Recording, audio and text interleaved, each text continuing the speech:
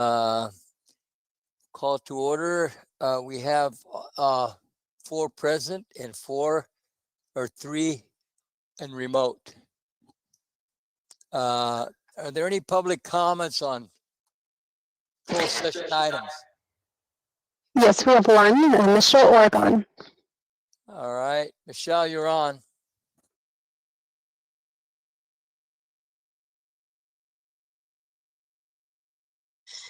Thank you. Good evening, President Nava, members of the board. I just would like to briefly talk about negotiations. And we had a meeting this week about face-to-face testing, and in particular, our special ed teachers testing face-to-face. And we do appreciate the time to meet and work on the language, and feel we are getting very close to having language. We just know that these are unprecedented times, and while there are going to be many things that come up through this pandemic, and while we're distance learning and trying to make sure that everyone is safe as we come back to real life teaching on our school campuses, we would just ask that the district not merely see us as a bargaining unit, but to deal with a situation, but as a partner to collaborate in coming up with language before directives are released. We would like to make sure that we are looking and acting proactively as things happen and meet before things are rolled out. I know I have several special ed teachers that feel that there wasn't good language that kept them safe, yet they had to continue on with testing because that was the directions, but we had nothing bargained. So we just like to make sure that in the future, we're really looking at partnerships, and think that this week was good progress on the language towards getting an addendum to our MOU. Thank you. Thank you, Michelle. Any other comments from the public? No further comments. Okay, being none, let's adjourn to closed session.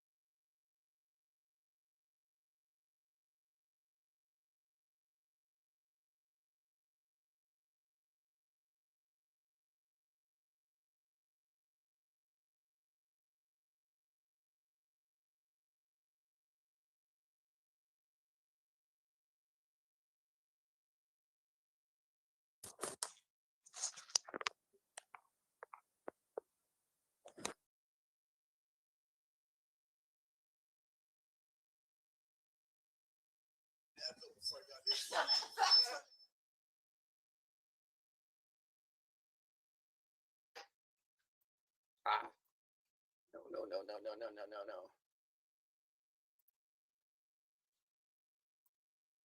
Oh, there I am.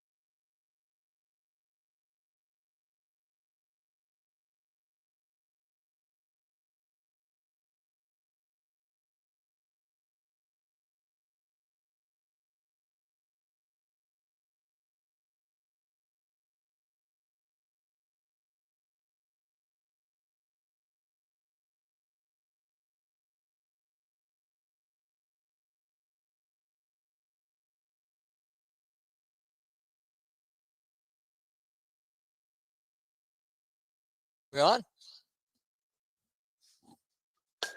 Okay, we'll reconvene to regular meeting. There are no items from closed session.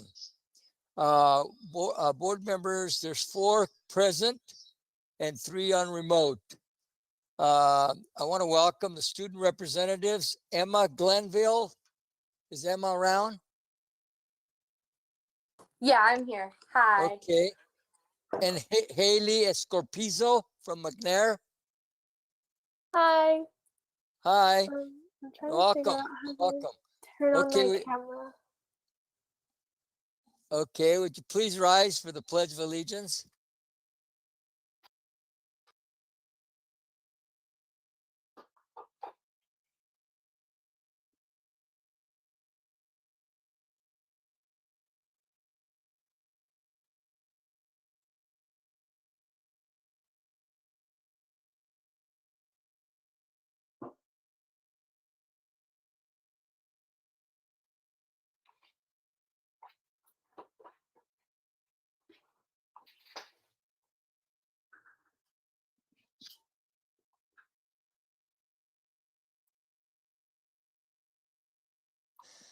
Okay, as most of you know, Michael Atchley passed away on August 19, 2020. He was hired with Lodi Unified School District in 2003, working at Wagner Holmes Elementary school where he taught 4th, 5th, and 6th grade. He graduated from Sacramento State and attended Teachers College of San Joaquin, where he obtained a master's. I'd like for you to please join us in extending our condolences to his family and to the staff at Wagner Holt Elementary School. Please, a moment of silence.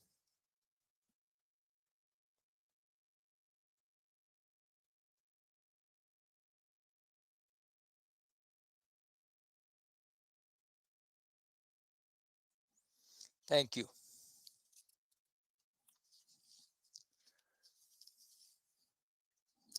We have a public hearing. Dr. Washer. Thank you, Mr. Nava, members of the board.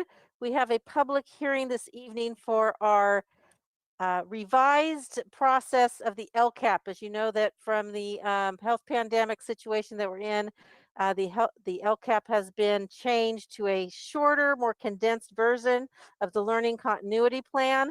This is a requirement for the state. We have proposed a study session date if the board is interested. We've heard from most board members at this point of September 8th. If you would like to have a deeper discussion about this plan and have more opportunities for public input, we can do that. We're planning for that, but we will confirm with you before that is actually posted.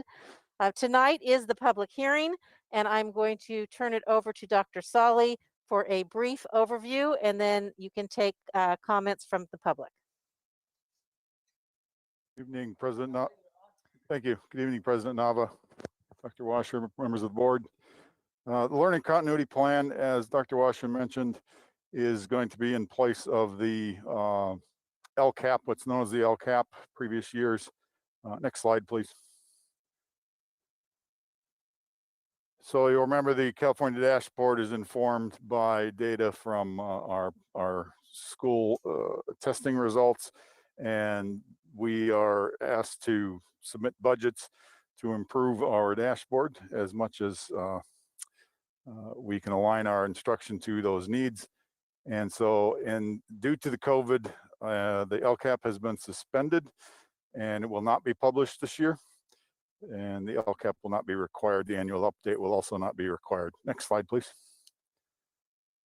So as a trailer bill to the governor's budget, which was approved in June, SB 98 requires we still conduct a budget overview for parents by December 15th. That is normally a part of the LCAP, but that would also be still required. But to replace the LCAP plan itself, learning continuity plan, they have developed a learning continuity plan instead of the LCAP. They're both acronyms are actually LCAP. They left the assessment out of this acronym to keep them separate. The template was released at the 1st of August by the CDE. All of the state districts are following this template, which we are as well. There's a very tight timeline on completing the process. The plan must be approved and adopted by the local board by September 30th. We are moving as quickly as we can to meet this timeline so that we can make it to our second September board meeting and following all the other processes involved to meet CDE requirements. There's also a budget overview and an LCAP component that has a public hearing for this, and this meeting tonight and this presentation tonight is to provide for the public hearing. Next slide, please. So as part of the plan, we have solicited feedback from the stakeholder groups that you can see mentioned there and the dates that are listed. We met with the bargaining groups or asked them to provide written comment, which one bargaining group did provide written comment as opposed to the meeting. The other ones were all meetings and roughly an hour to 90-minute meetings, and in which we took their comments and their feedback. And there is an executive summary also attached to the board documents.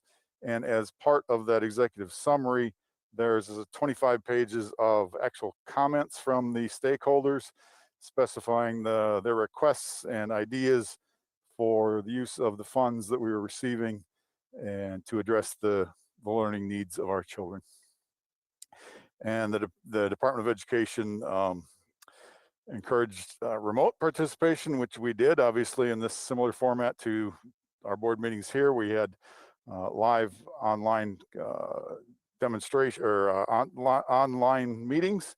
We did have interpreters available for particular DLAC meeting and any other meetings where they were requested. So we tried to make sure all community members had equal opportunity to participate. And as I mentioned, we have 25 pages of comments to show that we had a good turnout. Next slide, please. So the learning continuity plan will provide assistance. We provide description of the assistance we're providing to students who have experienced learning loss due to the COVID situation and the fourth quarter quick change to distance learning.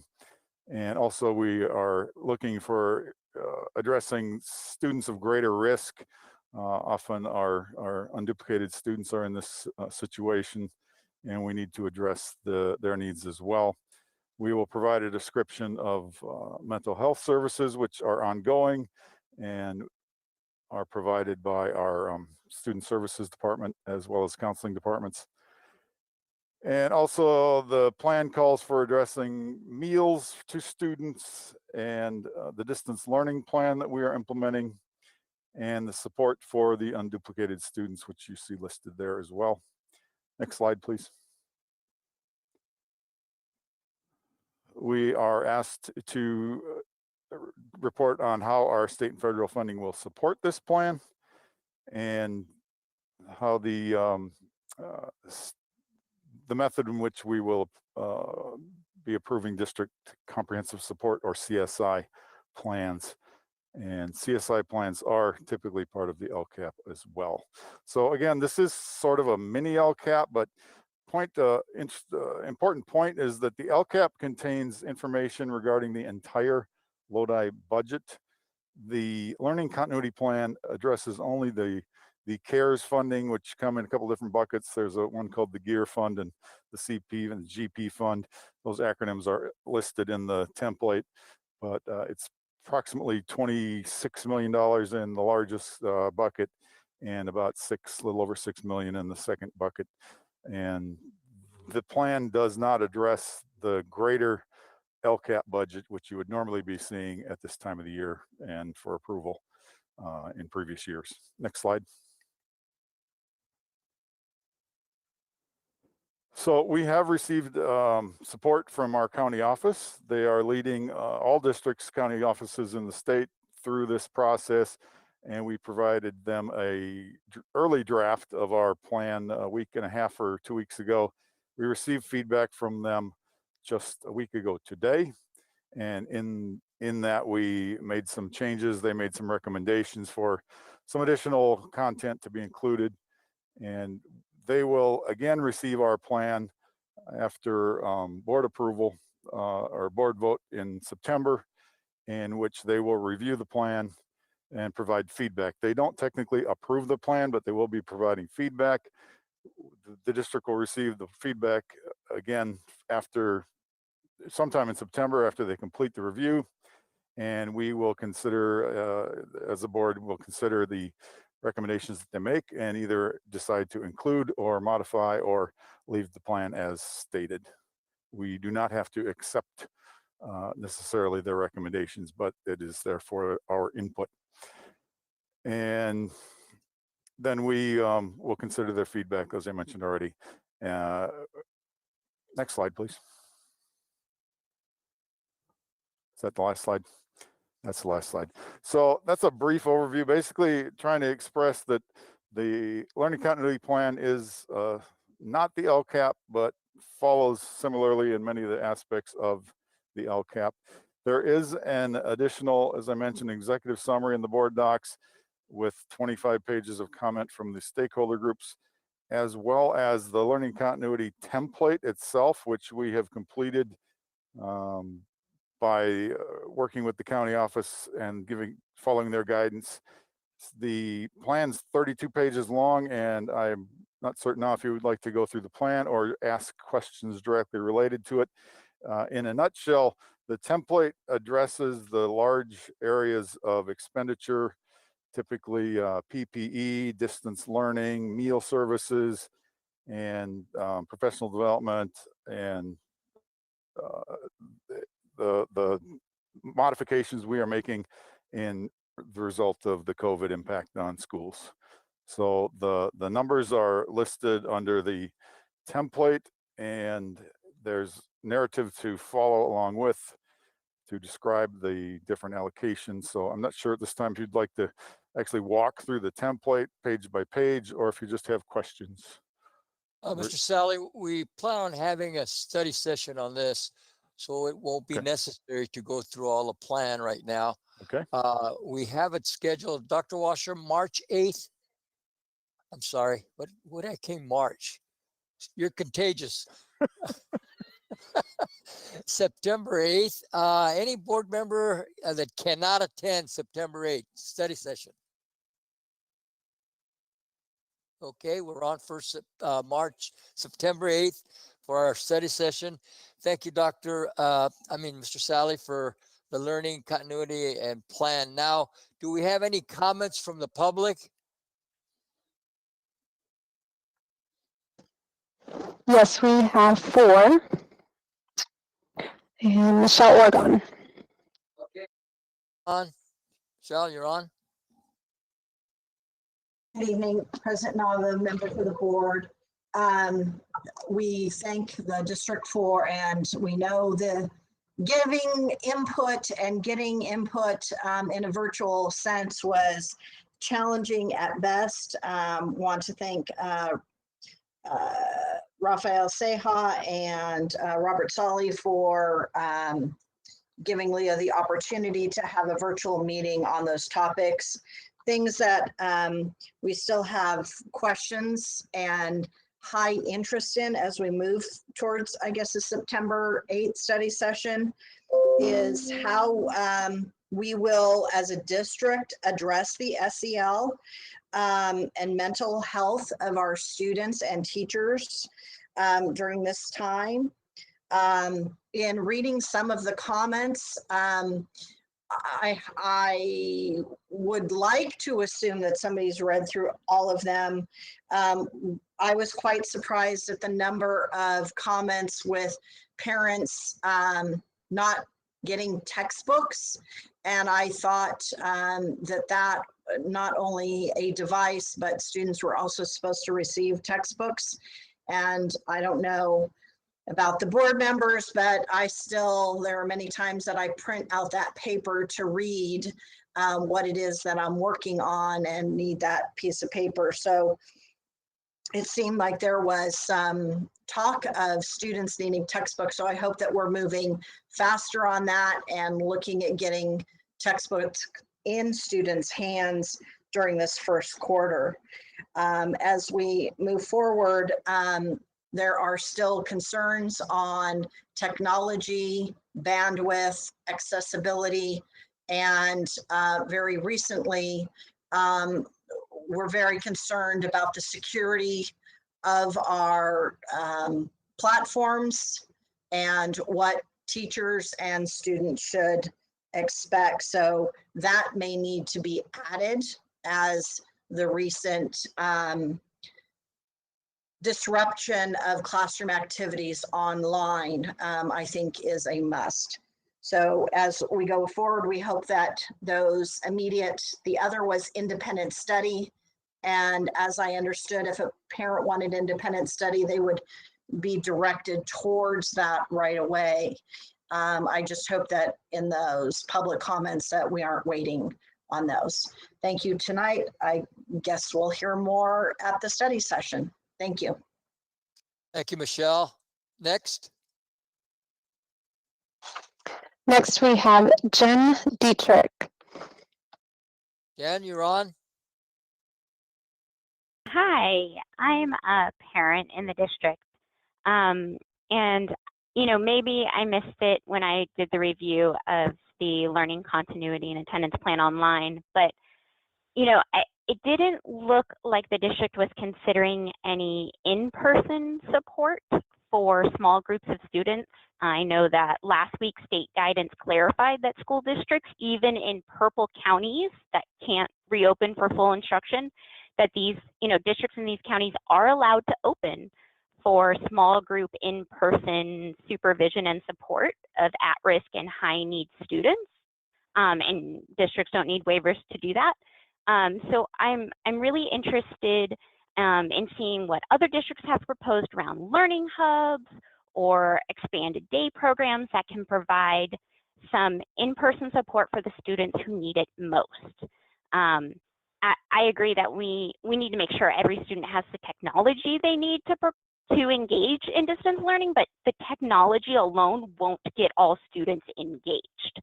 So I'm thinking about, the students with disabilities, those that are experiencing homelessness and foster youth, English learners, children of essential workers, or other kids that don't have an adult at home to help them navigate and engage with distance learning. These are some of the students that can be brought to campus in a small group, safe setting, and help serve the ones that are struggling the most at this time. And I, absolutely, safety is still a priority, and I'm impressed with what I'm seeing in other districts.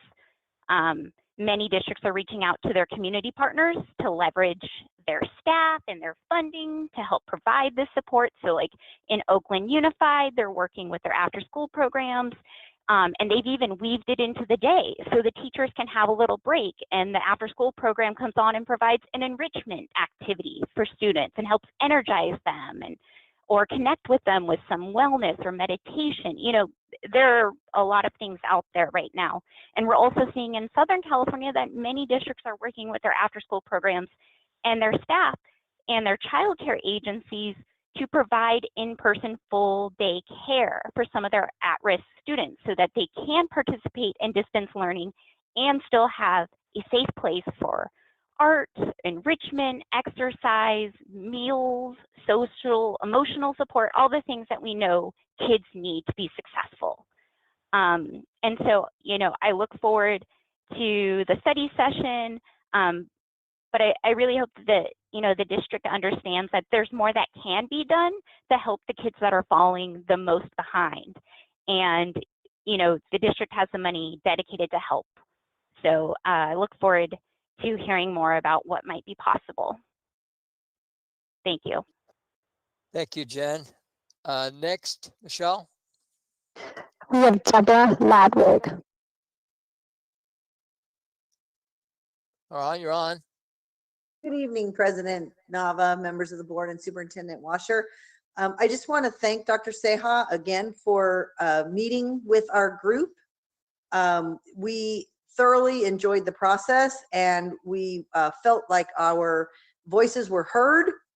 And now we will look forward to the study session next week. So thank you very much. Thank you, Deborah. Michelle, next. Dee Blount. All right, you're on, Dee. Good evening. Can you hear me? Yes. Excellent.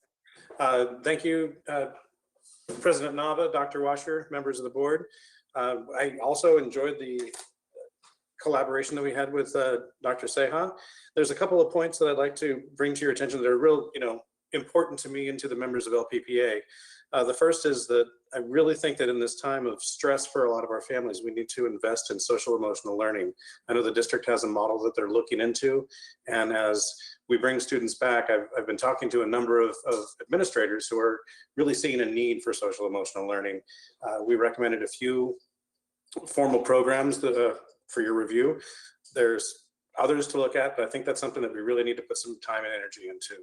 I also think that when students are going to need to take time out from school for quarantine or general school closures, that we need to offer opportunities for them to get caught up, especially if the rest of the class is moving on and they're out for 14 days. Something that kind of would follow along the lines of credit recovery, where they can go after school or off hours to get additional time on the things that they missed while the class was moving forward. Being proactive, I think, is going to be key in this situation. So I look forward to speaking with you next week about this more, and thanks again for your time. Thank you. Anybody else, Michelle? No further comments. Any other comments, board? Okay. I declare this public hearing closed.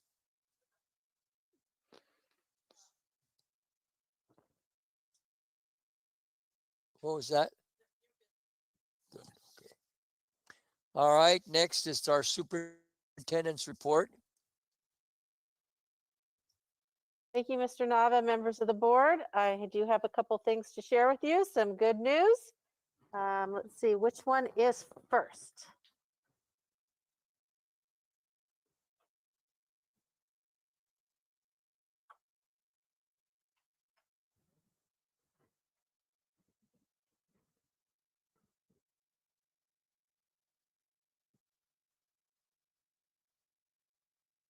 Hello everyone, in this video we're going to try to figure out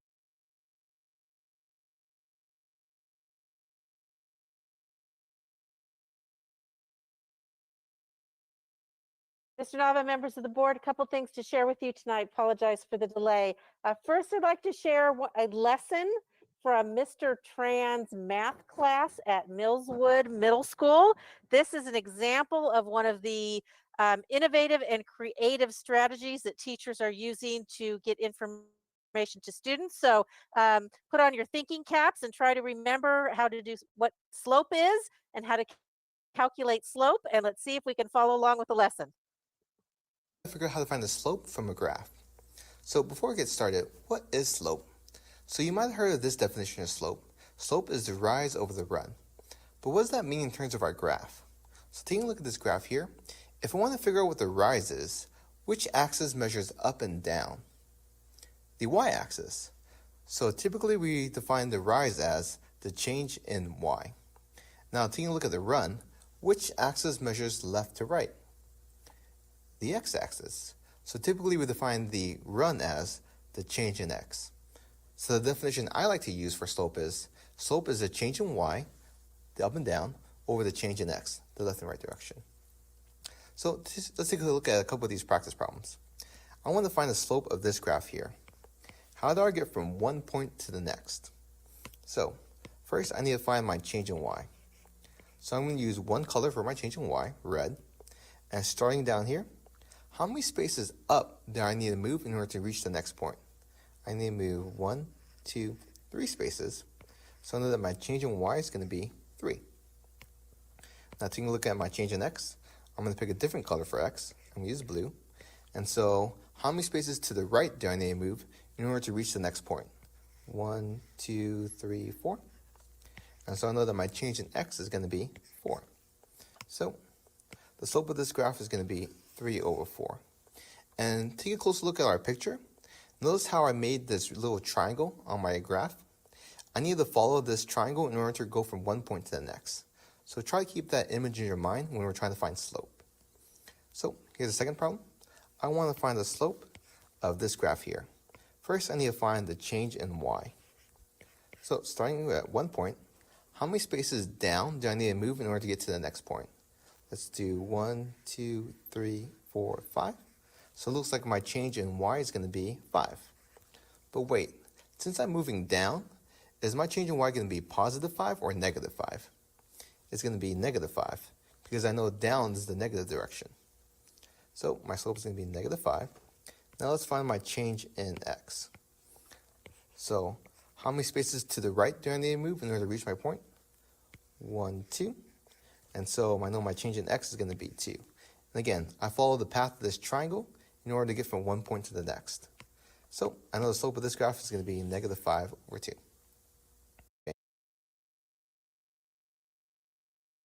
Did everybody follow that math lesson? Now you know slope. Thank you, Mr. Tran, for letting me show this video. Just some great work going on. Look at the time it takes to prepare and the effort that they're putting in to help our students with distance learning. So thank you so much, Mr. Tran, and Principal Lindsay for sharing this with me. More good news to share with you. This past weekend, the Giving Opportunities to Kids Foundation, better known as Got Kids, held an event. We filled the Fairfield Hotel Suite Banquet Center with volunteers and Got Kids board members to stuff envelopes full of school supplies. That was Valerie McPhee there. Here is our board member, Ron Freitas. And we also have a picture with our very own, no, not that one. They snuck that one in with our very own Michelle Armstrong and the president of Got Kids, Taylor Deedy, and some of the Deedy family behind her. They very generously donated the space and a lot of time and manpower to help us. 1,600 envelopes filled with school supplies, ready to go out to school sites. We are going to distribute during meal service time at some of our schools. We'd love to be able to have enough for each student. Of course, we don't. So it'll be an eeny, meeny, miny, mo process of deciding where we show up and distribute the envelopes, but still looking for community donation support as it comes in. The foundation will do more and more for our children. So thank you so much to Got Kids for a good weekend of community service. Thank you, Mr. President. Thank you, Dr. Washer. Our next point on our agenda is comments from the public. A 20-minute time period has been set aside for the public to address the board on items not listed on the agenda. Each public speaker shall limit his or her comments to 3 minutes due to restrictions imposed by the California Brown Act regarding discussing topics that are not on the agenda. Board members may not engage in dialogue about the issue. Do we have any public comments, Michelle? We have two. Two.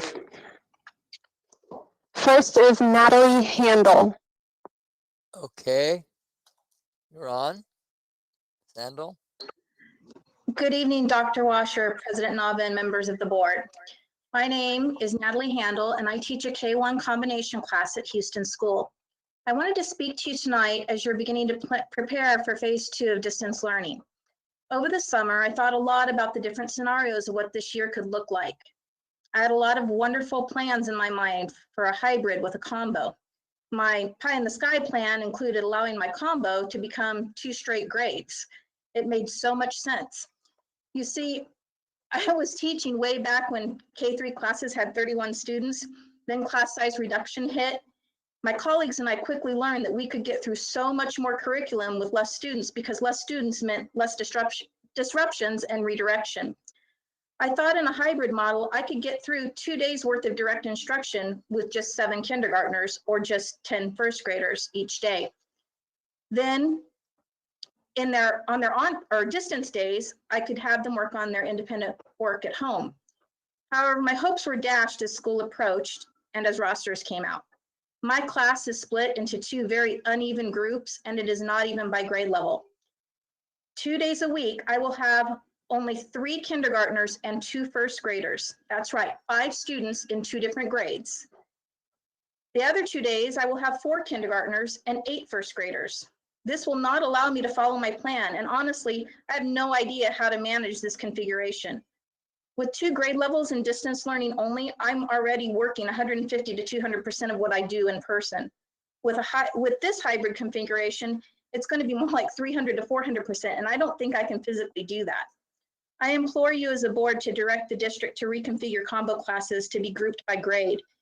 If it is the only way combo teachers are going to be able to survive, and it is the most educationally sound for our students. Thank you.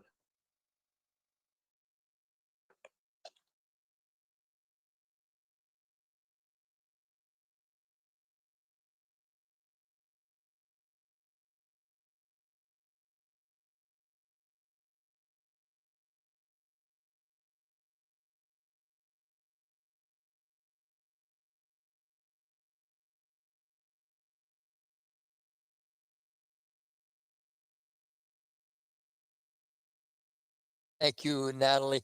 You got one more, Michelle, please? Jessica Hilscotter. Okay, Jessica, you're on.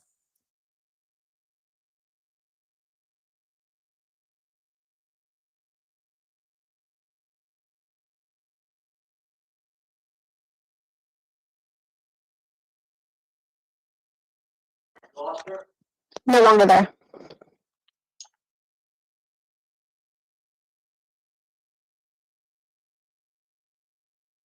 Not available?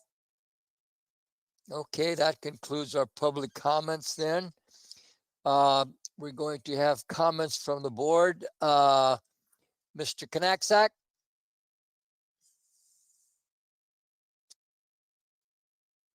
Turn your power on. Gary? There you go. Thank you for the reminder and letting me speak. I want to take a few minutes to congratulate Mr. Hank Chow at Elkhorn School for receiving the San Joaquin County Office of Education STEM Teacher of the Year Award. He was surprised in his classroom last week at Elkhorn in front of his virtual classroom. And congratulations to Mr. Chow, but I have to tell you, that was a very odd sensation for a guy that taught, close to 40 years with a bunch of kids looking at me. I walked in the classroom, there was nobody in there except Mr. Chow. Very odd, and I have to congratulate our teachers to be able to transition into what we're asking them to do. But Mr. Chow, way to go. Thank you, Ms. Nava. Thank you, Gary. Mr. Porter?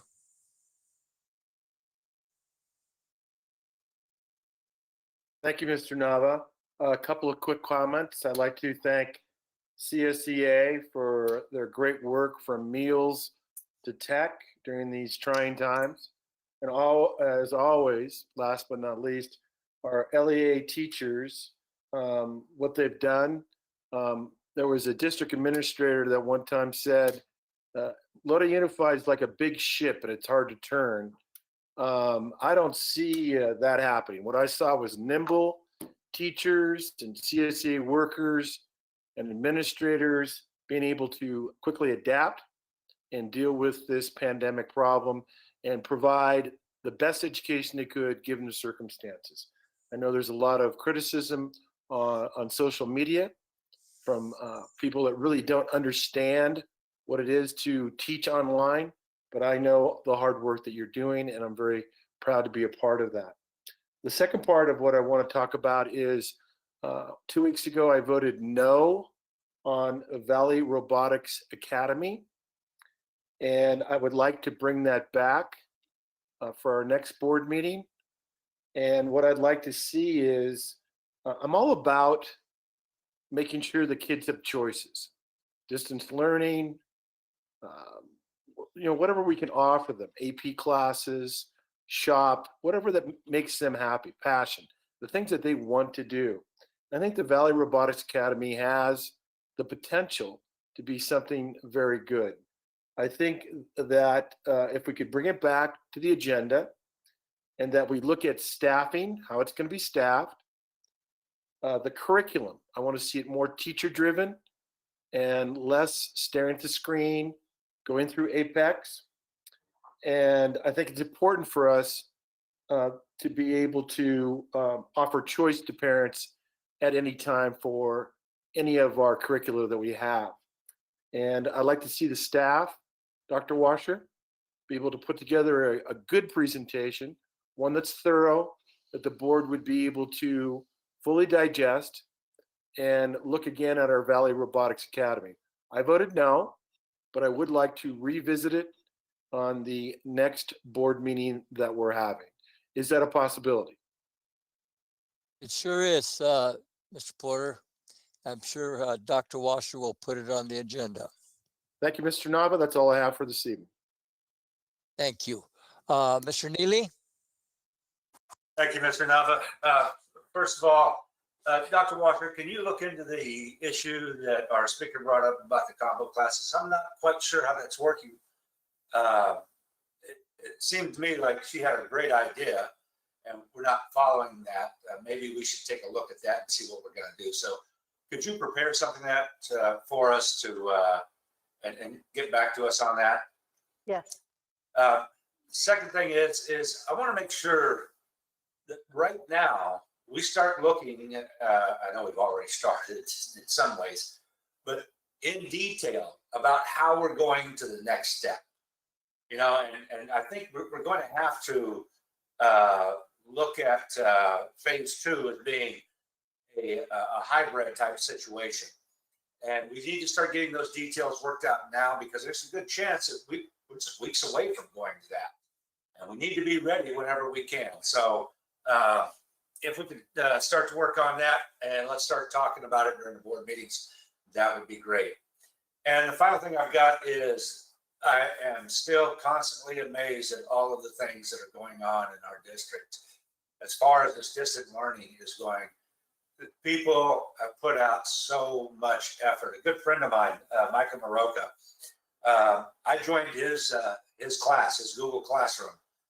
And my gosh, the majority of my email comes from him on assignments and thanks to his kids. So it's pretty amazing at some of the things that are being done, and it just continues to get better and better. And for that, I thank all of our teachers, our administrators, our staff everywhere, our CSEA employees that are making this happen. Thank you all very much for everything you're doing. I appreciate that. That's all I've got, Mr. Nava. Thank you, Mr. Neely. Mr. Heberly?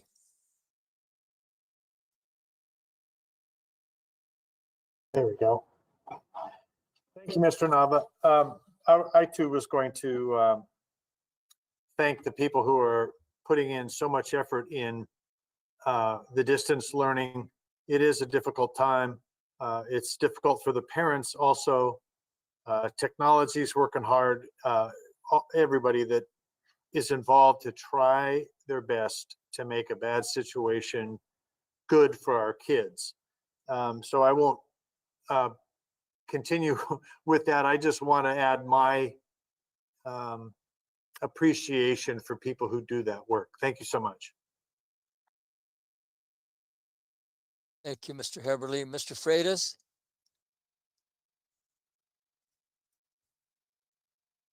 Thank you, President Nava. We lost a member of the McNair family at the start of school this year. Timmy Samuth was a 16-year-old sophomore at McNair who lost his life, unfortunately, in an accident. Our thoughts and prayers are with him and his family and his classmates, and with all of the individuals at McNair who do such an amazing job every single year and are doing such an amazing job under these trying circumstances. I also like to thank my colleagues and Dr. Washer for recognizing Mitch Ashley, passing away, a great teacher at Wagner Holt, for recognizing Mr. Hank Chow, Teacher of the Year in STEM at Elkhorn. I'd also like to thank Mr. Porter and Mr. Heberly for the recognition of everyone who's working so hard in the district to make distance learning work, CSEA, LEA, and the positive attitude that we're seeing and the great accomplishment that we're also making. I too, like Mr. Porter pointed out, voted against Valley Robotics Academy, and I agree with him also that we'd like to put this on the agenda. I was wondering if we could make this a single item on our special agenda on the special meeting on the 8th, so that we can inconvenience the families as little as possible if we're going to reinitiate it with the additional information instead of waiting towards the 15th. But with that, I thank all my colleagues for the great comments here tonight, and wish everyone a very safe and well Labor Day. Small groups, keep it outside, keep a mask on. Thank you, Mr. Freitas. Dr. Washer, we can't put that on our study session for the robotic. We, Mr. President, members of the board, we can make a special meeting and just have that one item and then a report item on the learning continuity plan. So yes, we can. Thank you. Ms. McFarland? Thank you, President Nava. Just quickly, I want to thank all the CSEA members, parents, support staff, administrators, teachers, our assistant superintendents, and Dr. Washer, along with a whole host of many others that make this district run day in and day out. The last few weeks have been challenging, to say the least. That I'm sure there'll be more challenging days ahead. I think if we stay the course, we will get through this portion and beat a hybrid before we know it. But I thank you for your efforts and your time for our students. Thanks, Ms. McFarland. Yes, Mr. Freitas? And got kids. Wow. 16,000 packets. Oh. That darn decimal point gets me every single time. 1,600. There were two different groups. There were younger packets that 800 of those will be going out, and those for kids that had crayons and chalk. And the older packets had spiral notebooks and also paddle balls for indoor activities, for getting your heart rate up and your frustration level up also. But anyway, it was an outstanding day. And we're glad the community came together and supported. If you want to see it, there's many different articles and a film crew. And thank you, Chelsea, for getting Good Morning Sacramento out there to film us on Sunday morning. But anyway, great job, God Kids, and no doubt God Kids always does a great job. And thank you, Dr. Washer, for recognizing. Thank you, Mr. Freitas. I am not going to be redundant, but I am. Actually, great job that the teachers are doing. I have not heard any bad things. A couple of things that Zoom went off. That's not bad because we can correct that. but I have a granddaughter that lost a Zoom, and there's 4 other people's on computers at that home. Immediately, Mr. Howard from McAuliffe called up, come right now, pick up the hotspot, and you can continue. So immediately they went over to the school, picked up the hotspot, and problem was solved. So that's really great. I'd like to thank Mr. Porter for bringing back the robotics. Wow, anytime we have the opportunity to give any students, and that's what we're all about, any children a chance, an opportunity to participate in a school in robotics, and we have the chance to do that, it's great. Thank you for bringing that up on this agenda so we can act on it. Mr. Ponquist, if you would have everything ready for us, and if you can have the principal available for comments. Thank you, sir. That's it for me.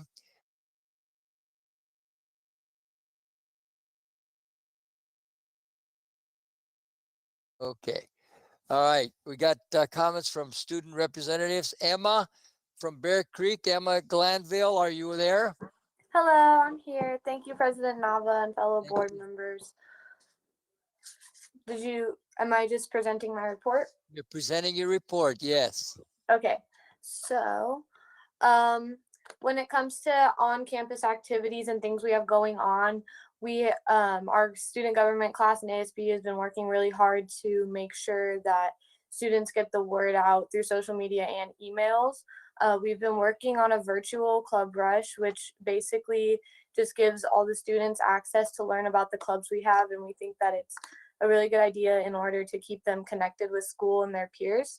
We also have a virtual business promotion going on, which is we've noticed a lot of our students have started small businesses, and so we figured out a way to promote that through our social media account.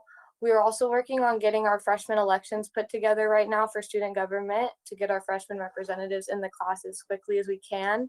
It was pushed back a little bit because we decided we were going to put together a video for them in order for them to connect with the other kids in student government and get to know them better.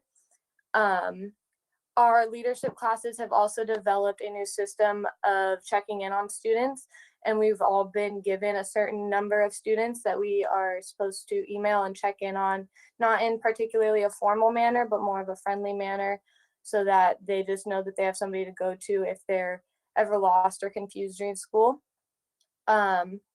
I got some information from students and teachers that I know as well about how they're feeling about distance learning and how things are going regarding Chromebook usage and how classrooms are being run.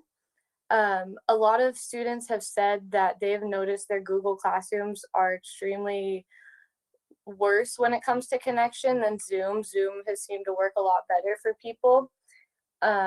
And then a lot of students are also saying that they're having trouble reaching out to teachers and getting information on things that are happening in the class in time, which is then resulting in them getting in trouble or getting deducted points. Then there is also people saying that the bigger the class size, the harder it is to understand what anybody is saying, like it's not coming through the best. So that one has to do with like class size and how many people are in there.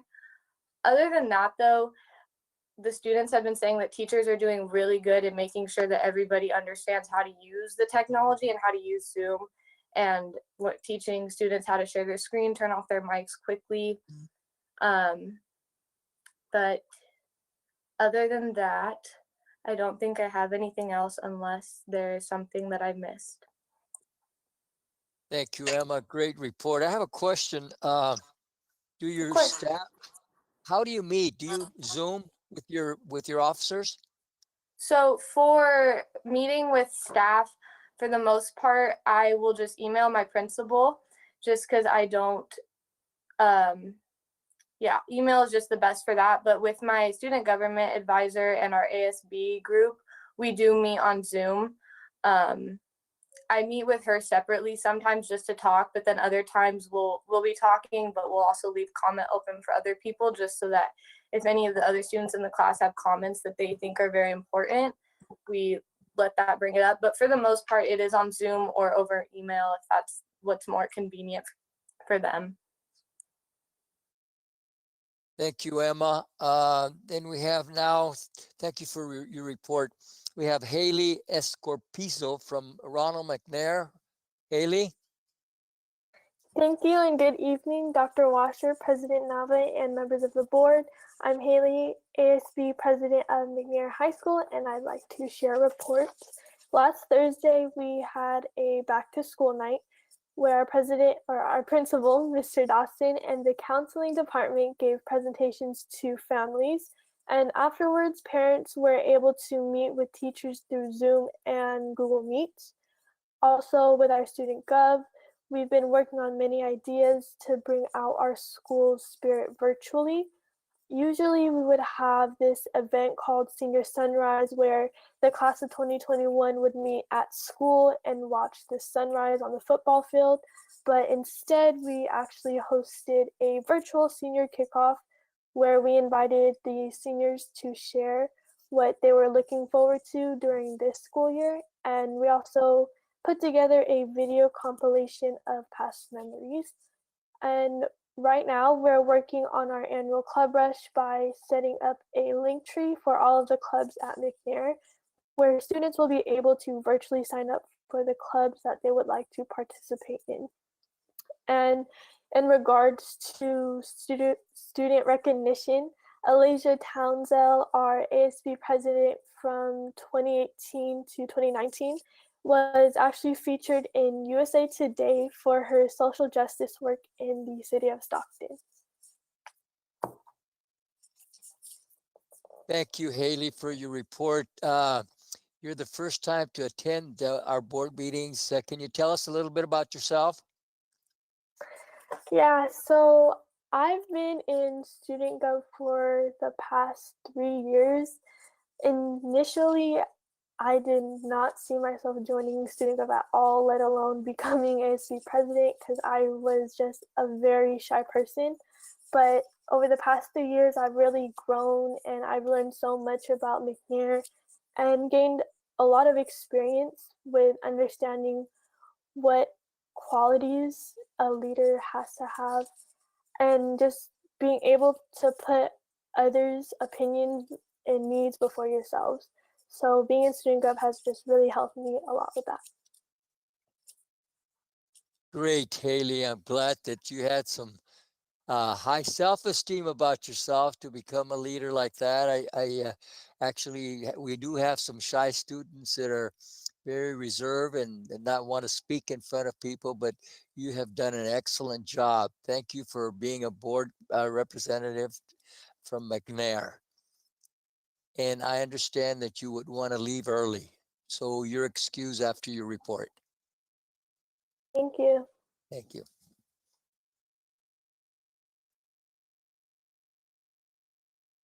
All right, Mr. Nava? Yes. Dr. Washer, is it possible to get some more information from the student reports, which were both very good?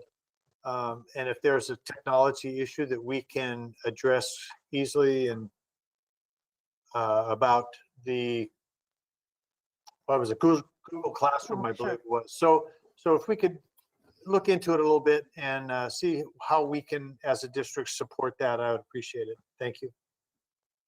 Thank you, Mr. Heberly. Continue on with the agenda. We have reports. Proposed business service position for facility and risk management as part of our reorganization plan for M&O department. Mr. Khan. Thank you, President Nava, members of the board, Dr. Washer. Andrew, can I have the Director of Operations and Risk item up first, please? The Director of O&R.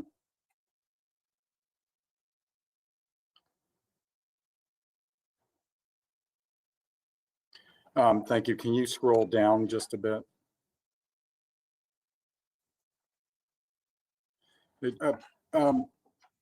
President Nava, members of the board, Dr. Washer, I'd like to point out the blue font in the middle of this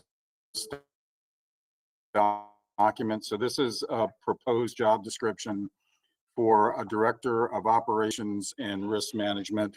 The board was very much interested in investigating the possibility of adding a director level position on the risk management side. This blue font is exactly the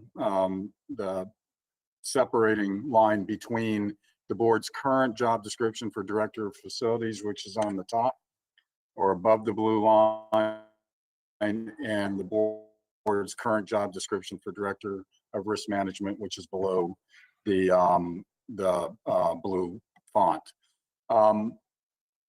One set of skills and responsibilities the board won't find in this position is that of health insurance. The district is one district who has locked the health insurance program at the hip with the payroll department. They belong together. One is salary and wages, and the other is benefits. So they're deeply connected both in the accounting system and in the processes that occur to actually cut checks and pay the health insurance bills for our staff members. Andrew, if I could go to the second page of this job description, I'd like to point out that, again, under the blue font is language that was taken directly from the director of risk management that currently is. It doesn't, but the job description does. If you'll look, maintains and updates real and personal property valuations. That's a property valuation responsibility that has always lived under the director of risk management. Further down, acts as a district safety coordinator. This is one responsibility that would shift to the position, but currently the safety committee chair for the district resides under the M&O side of the house. Monitors certificates and of insurance required for facilities and district activities. So again, a direct tie to facilities in your current director of risk management responsibilities. Andrew, can I go to the org chart next, please? So in closer inspection, what the board may have noticed in this org chart is staff is proposing that we move, in essence, construction projects to the left, and planning and facilities use, acquisition and compliance to the right. And the construction projects would be under the direct supervision of the director 3. I'm not sure we'll stick with this more for maintenance operations, risk, and facilities. Could you blow the enlarge? I'm sorry? Bigger font. Andrew, can you? Enlarge it, please. Yeah. There you go. And then the proposed director 1 position would be a direct report of the director 3 and the current maintenance and operations director 3. Underneath the director 1 or proposed director 1 would be the planning analyst, which is a current position in the district, and it resides in the facilities and planning department. Workers'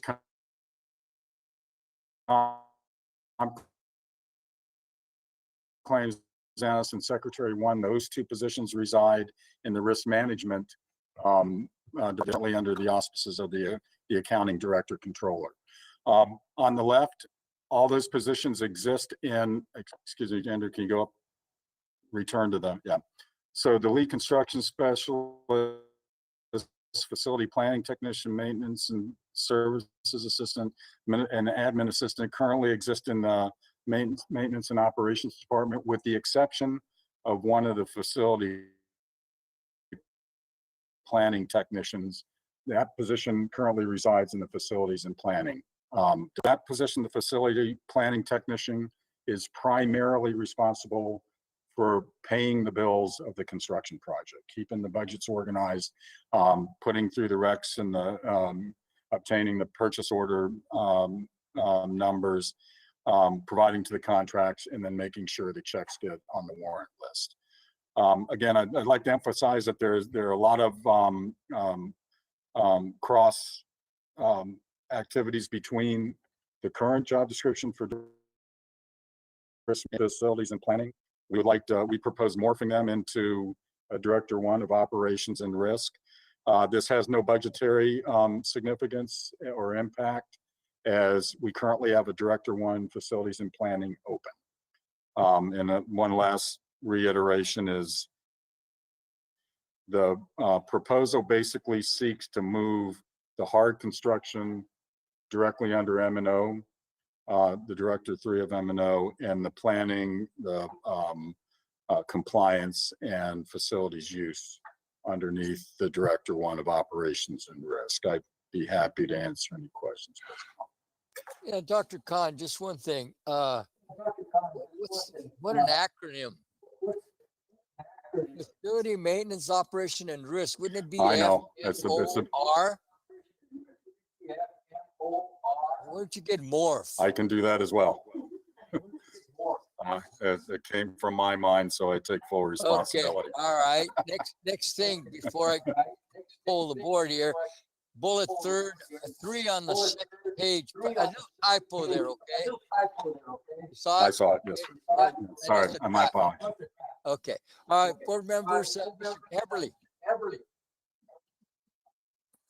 All right, hit that on and. That's it, none to you. Okay, okay. Mr. Khan, on the agenda item, explanation sheet on the agenda, it says, as this reorganization makes use of existing positions, there is no budgetary implications. So there is a, open, or are we just moving? Open, or are we moving duties to this, to kind of people that are doing it already, and that were duties? We're having a problem. Aha, we know the culprit. Okay, anyway, it says there are no budget implications. So even though I think I heard you say that there's a position that is vacant. That is correct, Mr. One of the things I'm having difficulty with, I kind of like to see how things actually operate. So today, the way it stands, if there is a risk management item, a difficulty, a situation, tell me what the situation, how it progresses through our district. We're currently to create an example. Got it. To create an example.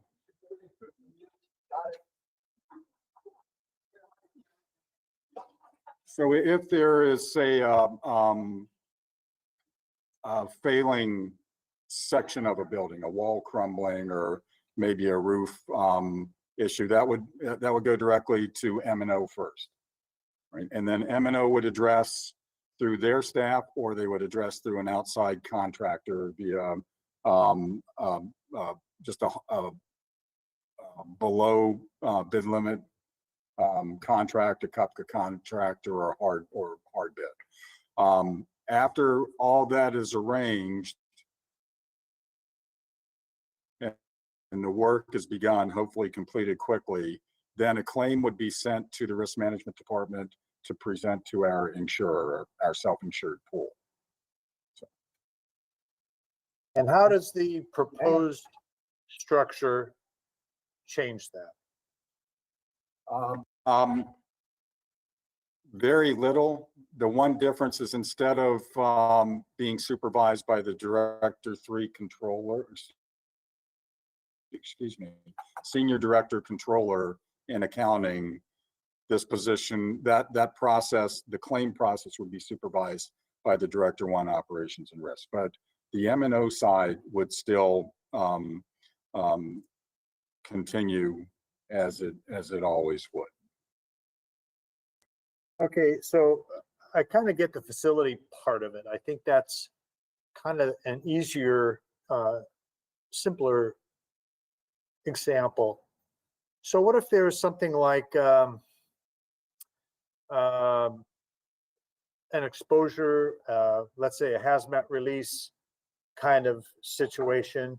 It's not like something that you have to call 911 and get county OES involved, that kind of thing. But it's more of a look at systems to see how we can avoid a difficulty. How does that fit into all this? Well, previously that would have been under the Director of M&O for any type of dangerous compound, oil, chemical spills. The board may recall the incident in Lodi High where homeless people did set fire to the container that stored a lot of the containers. That was directly handled by M&O.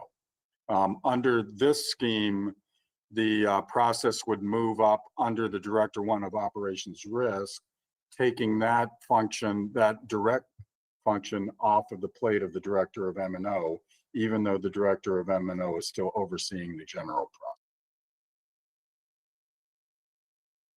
The reason I take my headset off, we're sitting so close that I get a delay in feedback. So a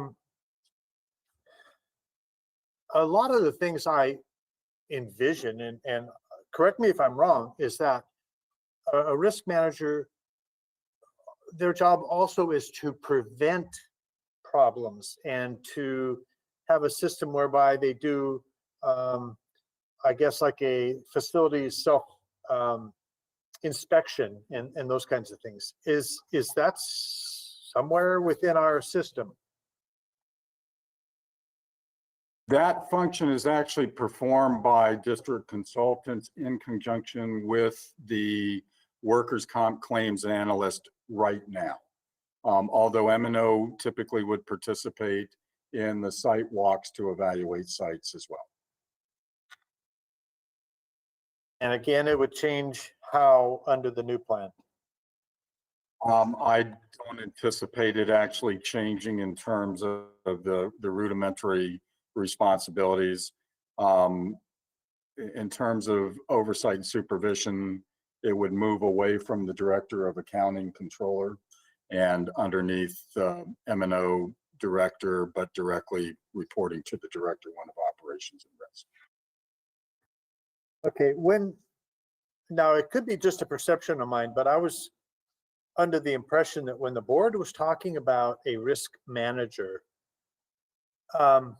I guess, when you say that, that brings up a lot of different things in different people's minds. And in mine, it was a standalone position that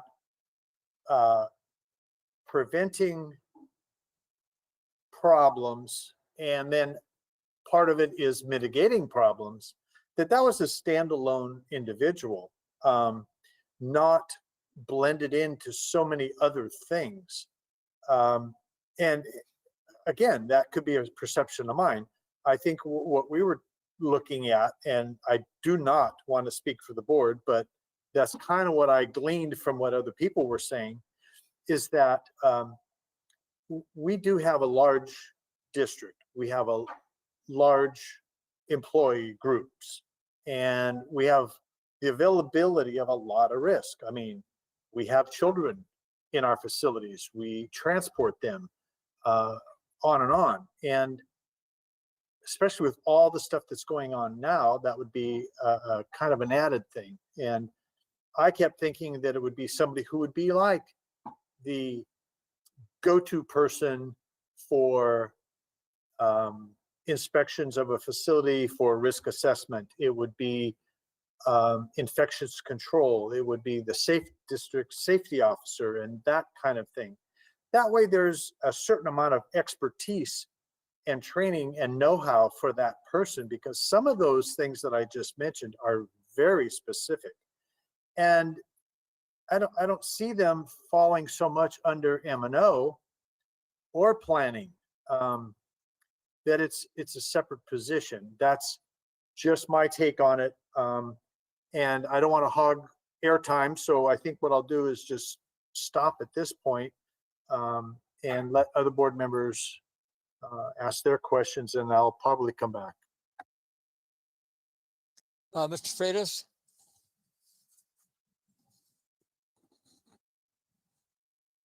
Thank you, President Nava, and thank you, Mr. Heverly, for your questions. And thank you, Mr. Khan, for your report and your innovative approach to reorganizing this department and finding a solution. I see the advantages in a risk manager. I do see it as a zero net budget-wise, but I also have concerns in our situation about the optics and the practicality of filling a position at this time, especially facing the budget pitfalls and the crisis that we do have. So I'm strongly undecided about this, and I'm looking forward to more information as to what this is. I'm also concerned that we didn't fill the directorship for elementary education, and that also would have been a very valuable position and could have benefited easily 15,000 kids. So like I said, I'm going to listen to my colleagues and their questions and their information. And I do appreciate you, Mr. Khan, and the work that you're doing on this. So.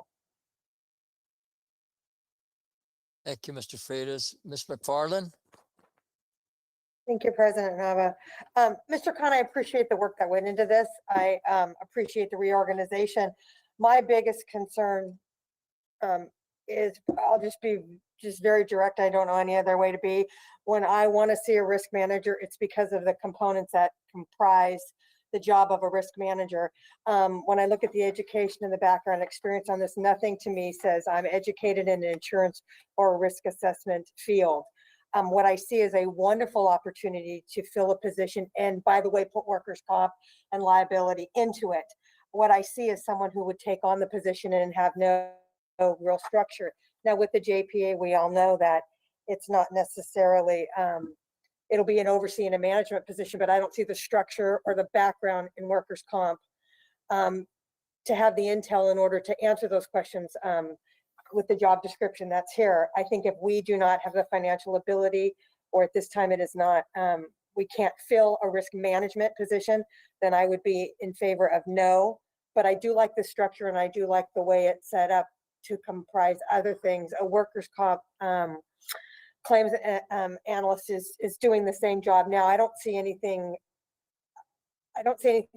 drastically different that would cause me to go yes. The one thing I did notice, which I thought was interesting, and maybe you can clarify this is off the topic, but the lead groundskeeper, we only have 6 groundskeeper for our entire school district. Is that accurate?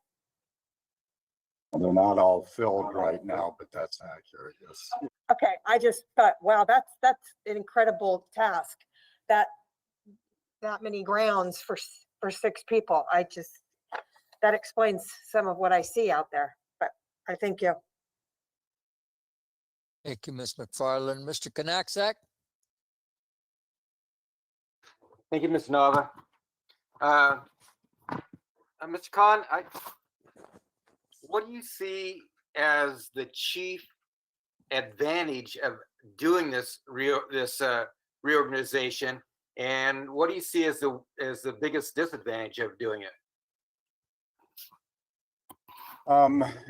In my mind, the biggest advantage is we're centralizing the construction on one side of the district's operations and separating it from the planning, compliance, and facilities use and insurance of our facilities and the workers that work in the facilities.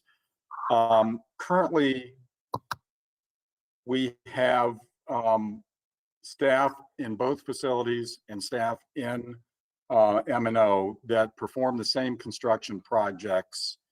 And from the CBO's perspective, it causes concern that at some point we're going to have facilities, for example, we'll have the facilities department working on a bond paving project while M&O is planning to seal or slurry coat and restripe the same paving project the same year. Now, that's sort of an exaggerated example, but if we could move the construction people into one unit, the compliance, planning, and insurance people into another, I think it would be a far more efficient operation. The downside of doing this, my concern with the facility and planning director position is that there really wasn't a substantial amount of work for that position. I would have the same concern with the director of risk management, that there really wouldn't be enough work for that single position.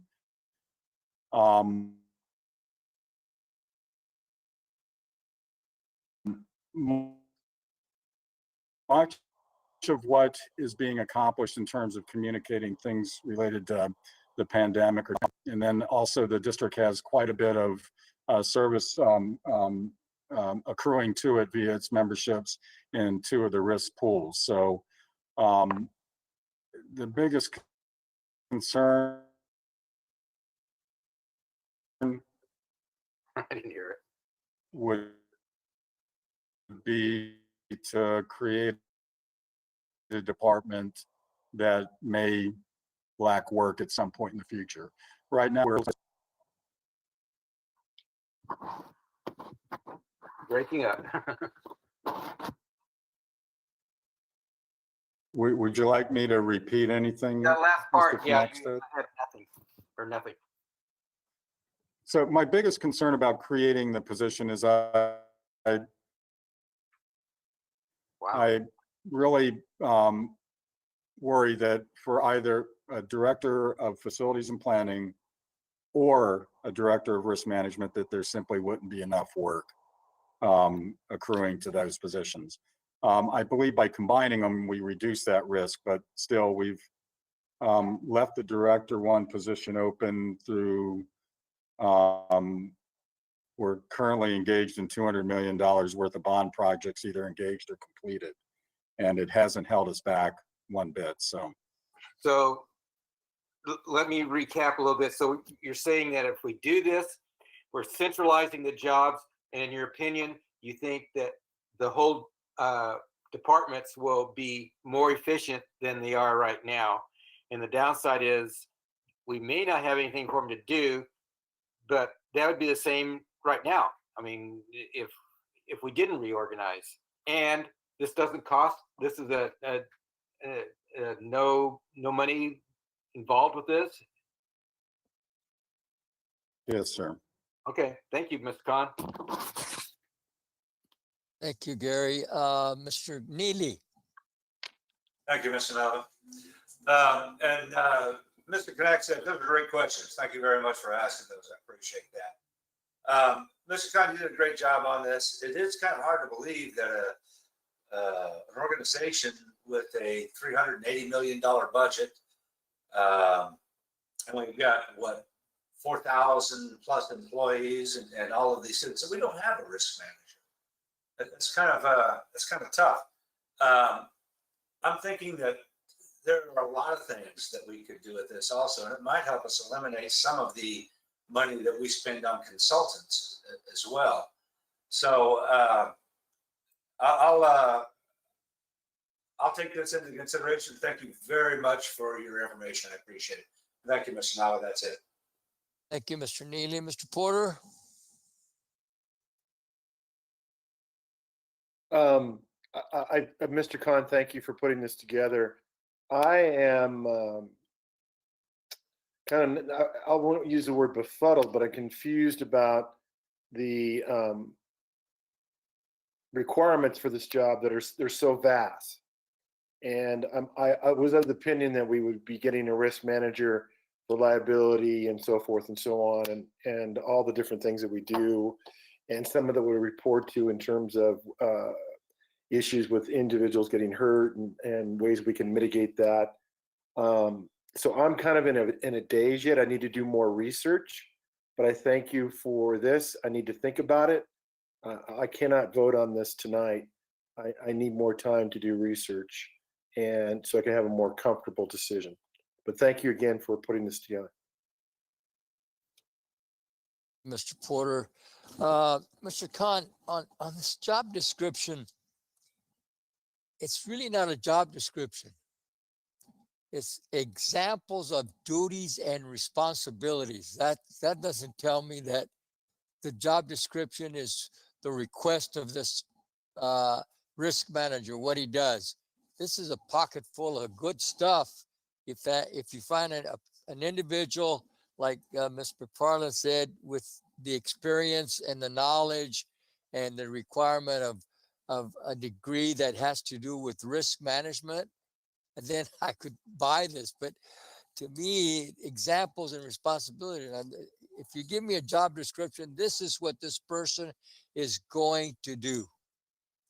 And so as far as that's concerned, I'm an iffy on it. I'd like to see, like I feel like Mr. Heberly, I'd like to see an individual. My experiences before, of course, and we've discussed this, is that when we had a risk manager at the other district, that person had to do with the whole shebang of insurances, okay?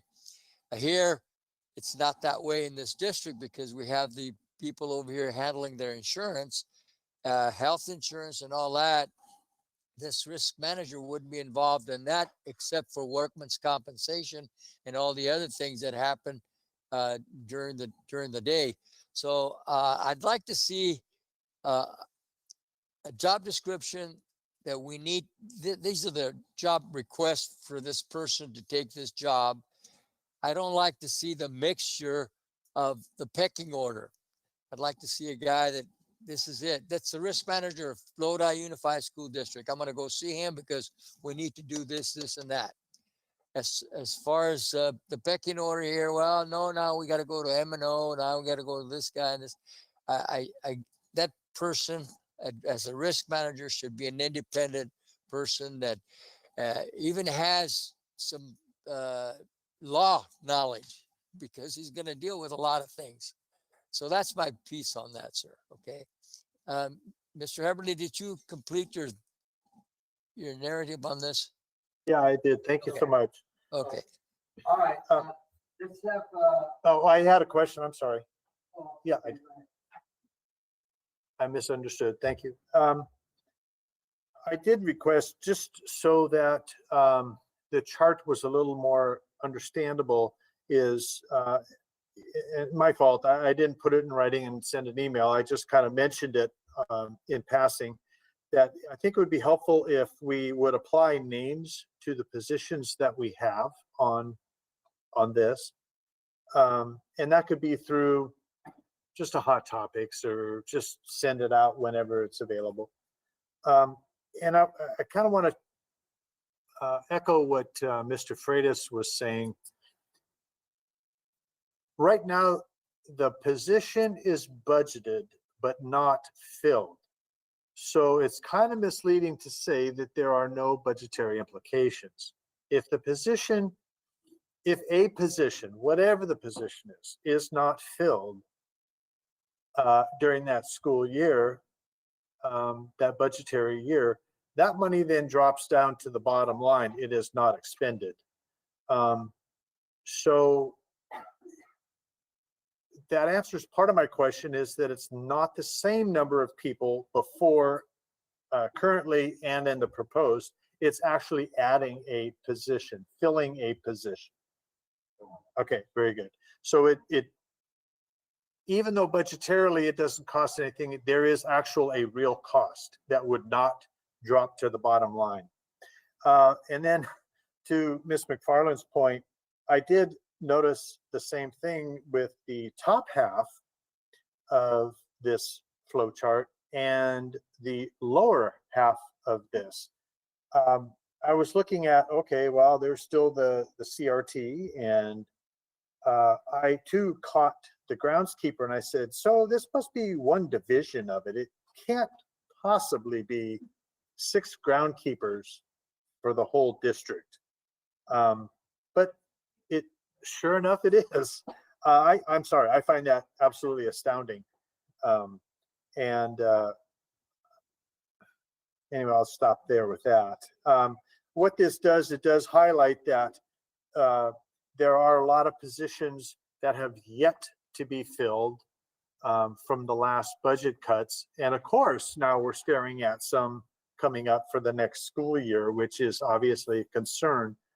But, you know, you could fill a lot of those for one of the top ones. But anyway, to encapsulate what is going in my head is that a risk manager, and it is in the job description, would be like the district's safety officer. And like I mentioned before, I'm very safety minded. That's the field I was in. Part of it is you react to situations. The other part of it is you try to prevent situations from happening. And that's why I thought the risk manager position is not predominantly trying to mitigate things and finish them through and just make sure people get paid and those kinds of things. The risk manager is to, it says here, avoid and reduce accidents. We're trying to limit our risk, because if you limit your risk, in the end, you do save money, and that position could eventually, potentially, reduce contracted people that would come out. We would have our own homegrown specialist to mitigate risk and to help prevent risk. Anyway, those are my thoughts. I'm not sure about combining so much in one. Thank you, Mr. Heberly. Ms. McFarland, you had a question. I just wanted to do a real quick blow up. Thank you, President Nava. I wanted to not get confused. I think what Mr. Khan has done, he's done a heck of a job of separating the two sides out, and I really like this. I just don't like the risk manager lumped in with it. So I think we're comparing apples and oranges. I like the separation and the work that he's done here. I just necessarily don't want risk management mixed in with this. That's just my personal opinion. But I don't want to go back to the drawing board, because I do like quite a bit of what he's done here. So I think we need to keep that in mind. We're kind of comparing risk management against the way he's separated. So I just don't want to get those two things confused. Thank you. Thank you, Ms. I'll cut in. I do agree with Ms. McFarland. I really do like that division of the construction. And that's one of those things. I'm not in that department. I don't know how things flow. So if it flows better with that part of it, I'm good. I just think that the risk management position that I have in my mind when I hear those terms, it's just, you don't just say, okay, now it's yours. It's a huge position. So thank you. All right, thank you, Mr. Do we have any public comments on this subject, Michelle? Yes, we have one, Michelle Oregon. All right, on. Thank you, President Nava, members of the board. I do have some questions, and I really do appreciate the board's questions tonight and what Mr. Khan has put together. And it is not my expertise, but there were some questions with regards to kind of what we saw a risk manager doing and being that person who, as I see on this flow chart, we kind of were thinking, I guess, our workman's claims analyst pulling together during this pandemic time, reporting issues, investigating and if there's any kind of tracing to make sure people are quarantined. We didn't see this whole revamping, which has brought up some questions, and I appreciate the comments about that Mr. Heberly and a couple board members made about that this is not additional money. We kind of see this as this is another level and another job and more money. And with, yes, I think it was Mr. Knackstead who said something about our directorship, or maybe it was Mr. Freitas, and we didn't fill that at this time because of budgetary cuts. I don't see doing this overarching umbrella. Yeah, I do like the division, as Ms. McFarland pointed out, of the construction and the business. That makes sense to me. I kind of thought that's how it was. But you did mention the controller. Where, and I don't see it on the chart here, where is the controller's position? If you could, through Mr. Nava to Mr. Khan, can you explain where that lies in this flow chart? Well, Mr. Nava, thank you. In the proposed reorganization, the controller would no longer oversee the risk side of the business. Okay, so for clarification, the controller right now, the secretary, workman's comp analyst, planning analyst, and if we had a director one, reports to the controller, is that correct? That's not correct. There is currently no Director One operations and risk. There is a budgeted position, FTE, for Director One facilities and planning, but currently all risk is underneath the accounting department. And it's been that way for quite some time. Okay, so if I'm labeling people, where is Brian Holloway in this flow chart? That would be where exactly? The top of the chart, Director 3. Okay, so if he's the Director 3, the morph, is that correct? Morph is the proposed reorganization. Mr. Holloway is currently the Director 3 of Maintenance and Operation. Okay. All right. And so there was mention of, if we had this person, that there could be maybe savings with the risk manager. And that's when I was thinking risk manager, I was thinking of the oversight of, mitigating possible security risks, our drills. And would that then, I heard somebody mention our consultant. So if that person was in-house, we might not need those consultants to work from the outside for us. That would be up to the board. Okay. In this reorg chart, it doesn't address any of the ancillary services. Many of the services, though, especially as relates to property and liability and workers' comp, are no cost above the current premiums that we pay our pools. They're services that are provided from the pools to help prevent and I'm sorry, you keep cutting out. So I think I heard you say something about our liability pool.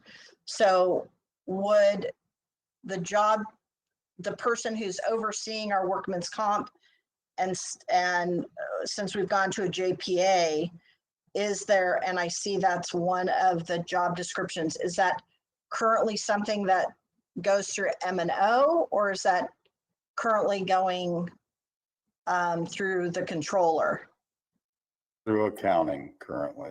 Through accounting, okay. All right, and I'm sorry. When we talked about having a risk manager, we really thought about somebody that was already in-house and having that person kind of be the point and doing some of the same duties that we did. So this is new to us.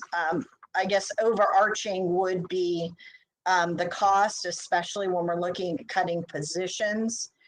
And bottom line, when I'm looking at it, I'm looking at the budget of, we still don't have our preschool teachers on a salary schedule. And, you know, we have not been, you know, able to get COLA for 1920.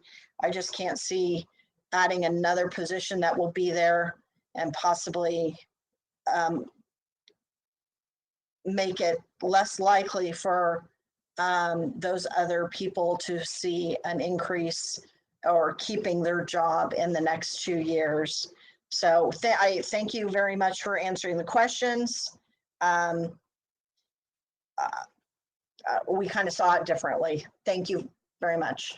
Thank you, Michelle. Any other comments from the public? No further comments. No further comments. All right, then we'll continue on with the agenda. Mr. Khan, you're on proposed adoption of unmanned aircraft systems drone policy. Thank you, President Nava, members of the board, Dr. Washer. Before the board is a report on a proposed drone policy, I'd like to thank Mr. Stowers of Delta Sierra Middle School, Ms. Colburn of Valley Robotics, Dr. Khan of Valley Robotics for their input on this. In fact, much of the policy that you see before you was gathered from policies all over the nation and put together. While the documents that are presented to the board tonight may not look exactly like what Mr. Stowers, Ms. Colburn, and Dr. Khan worked on starting, I believe, in May. That is because all these items went to the board's council for review. Board's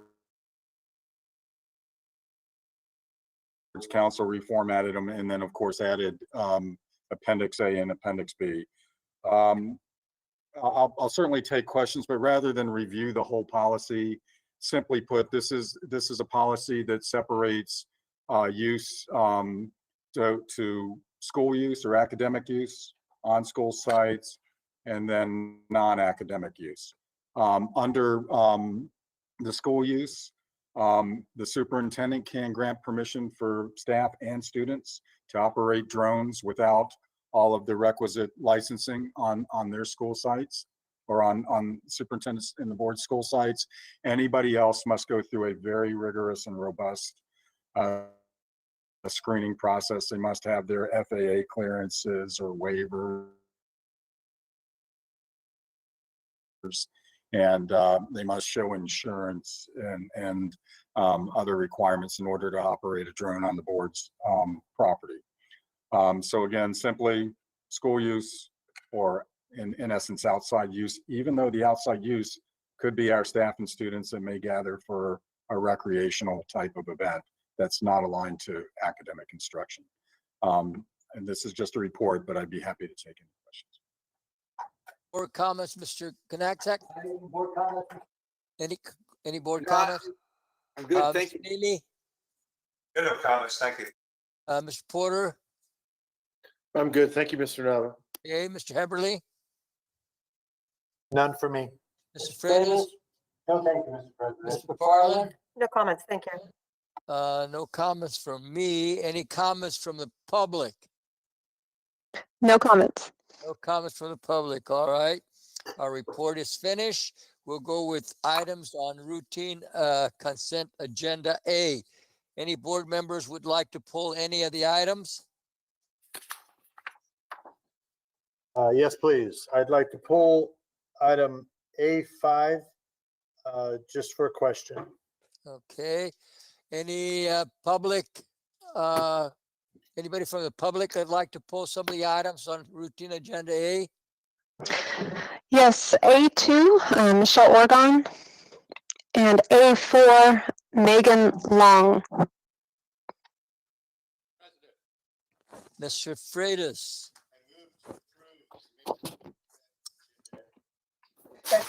Moved by Mr. Freitas, second by Ms. McFarland to approve the rest of routine agenda A. Mr. Heberly.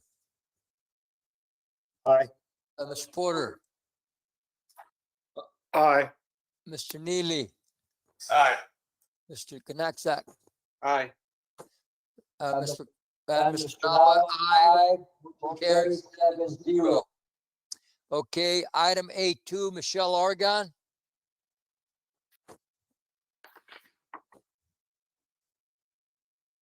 Thank you, Michelle. Thank you, President Nava. A question on the change in the budget in Fund 12 with child development and increase to Head Start preschool.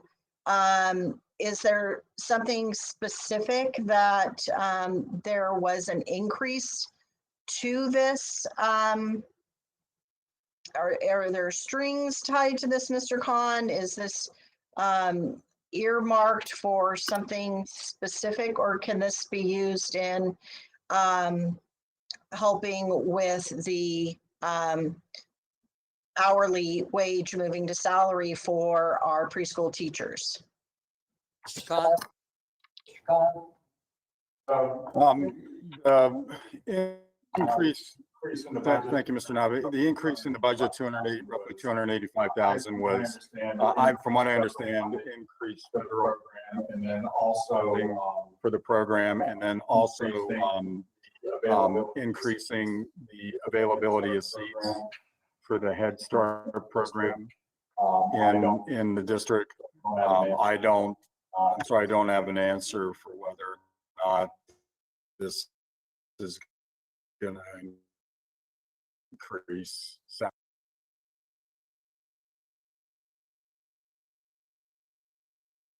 Any further questions, Michelle?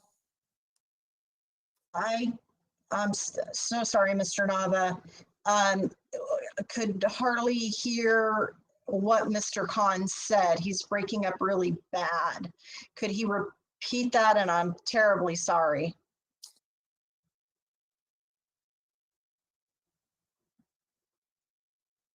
In essence, I believe it was an increase in the funding for the program and also an allowance for more Head Start seats in the district. I don't have a comment on whether or not there are no strings attached to my understanding.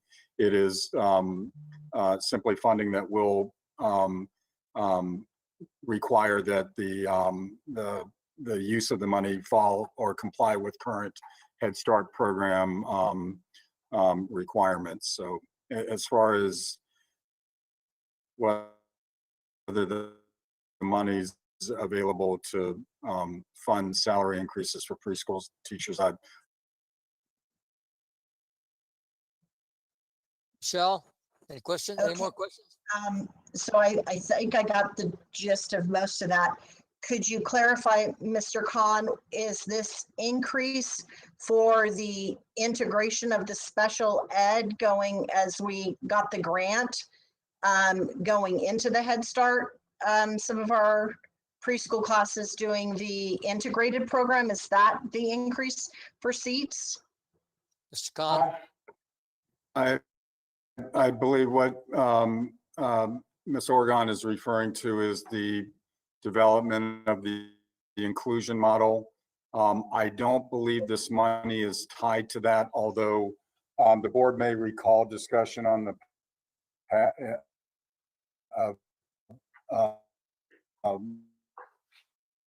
this inclusion model in the past, the general idea being the board in the special ed kids with almost zero funding attached to them.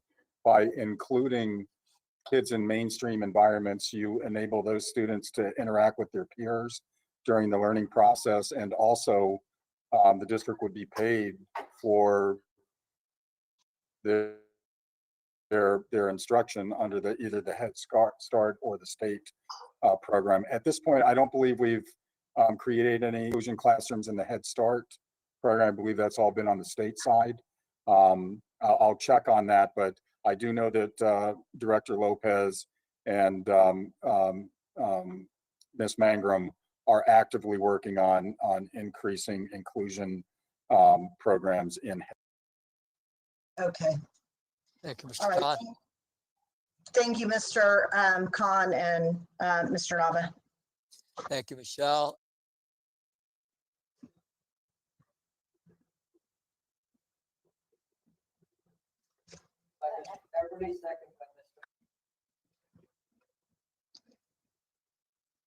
Aye.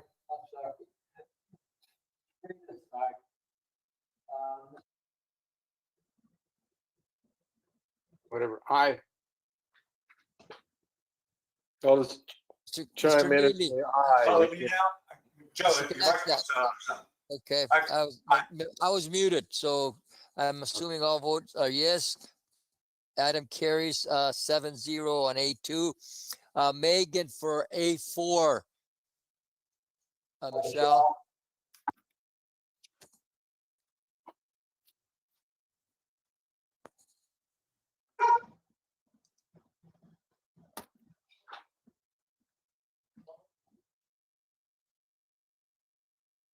Thank you, President Nava. I'm Megan Long. I am the new LPPA Speech and Language Pathology Rep.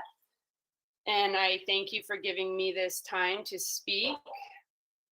I'd like to bring to your attention the contract that approving these contracts for SLPs is supplanting the LUSD employee at a much greater rate of pay. Reviewing one of the contracts with the speech pathology group, their daily rate of pay is $760 per day.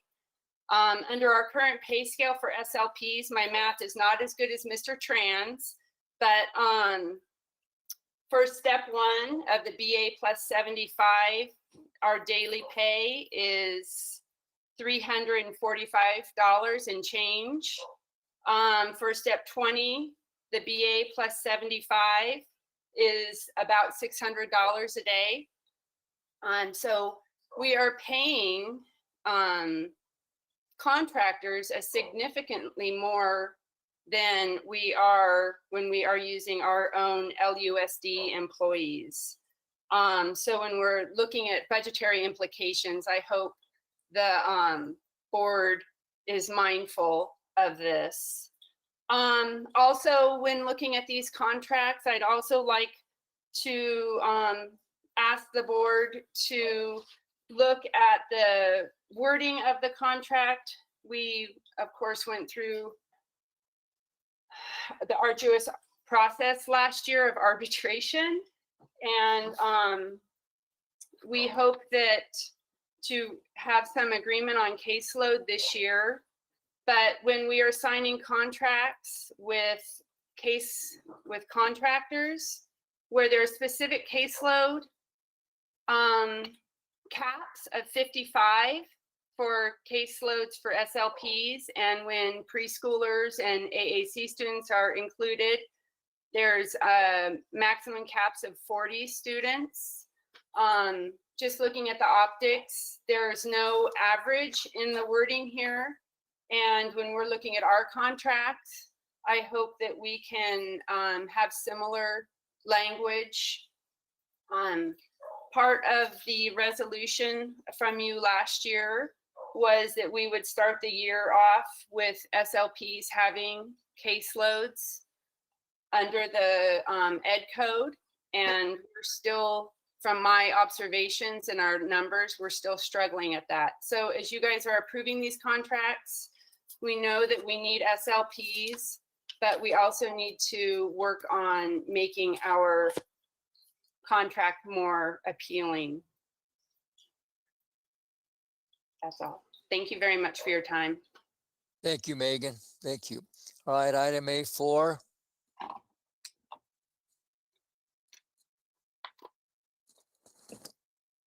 I need a motion. Move to approve item A4. Okay, Mr. Neely approved to Second. second by Mr. Porter. Mr. Knacksack, Right. Mr. Heberly. Aye. Freitas, Nay. Ms. McFarland, Aye. Mr. Nava, aye. Motion carries on A470. Mr. Nava, just a point there, you had one nay. I'm sorry. Excuse me. Motion carries 6-1. Sorry, Mr. Priest. Okay, Mr. Heberly, you have item A5 for a question. Yes, thank you. No objection.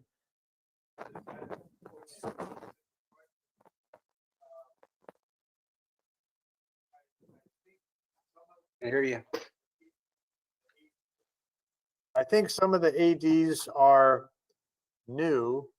And my question is, do they get trained on policies and procedures? And if so, when they get the job? Can you answer that, Mr. Palmquist? I would be happy to, President Nava. Thank you, sir. Watcher members of the board. Yes.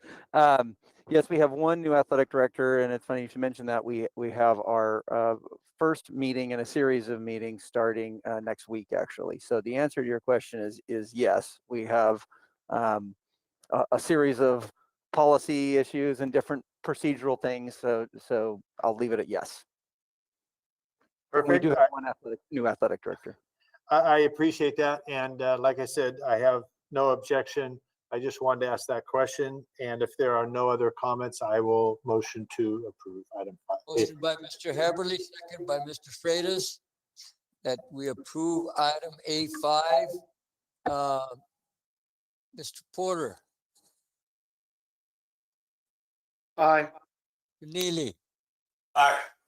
Knacksack, Aye. Ms. McFarland, Aye. and Mr. Nava, aye. Item carries. Approved A570. Okay, consent agenda B, student discipline cases. Mr. Nava, move to approve. Okay, been motioned by Mr. Freitas, second by Mr. Neely, that we approve consent agenda B.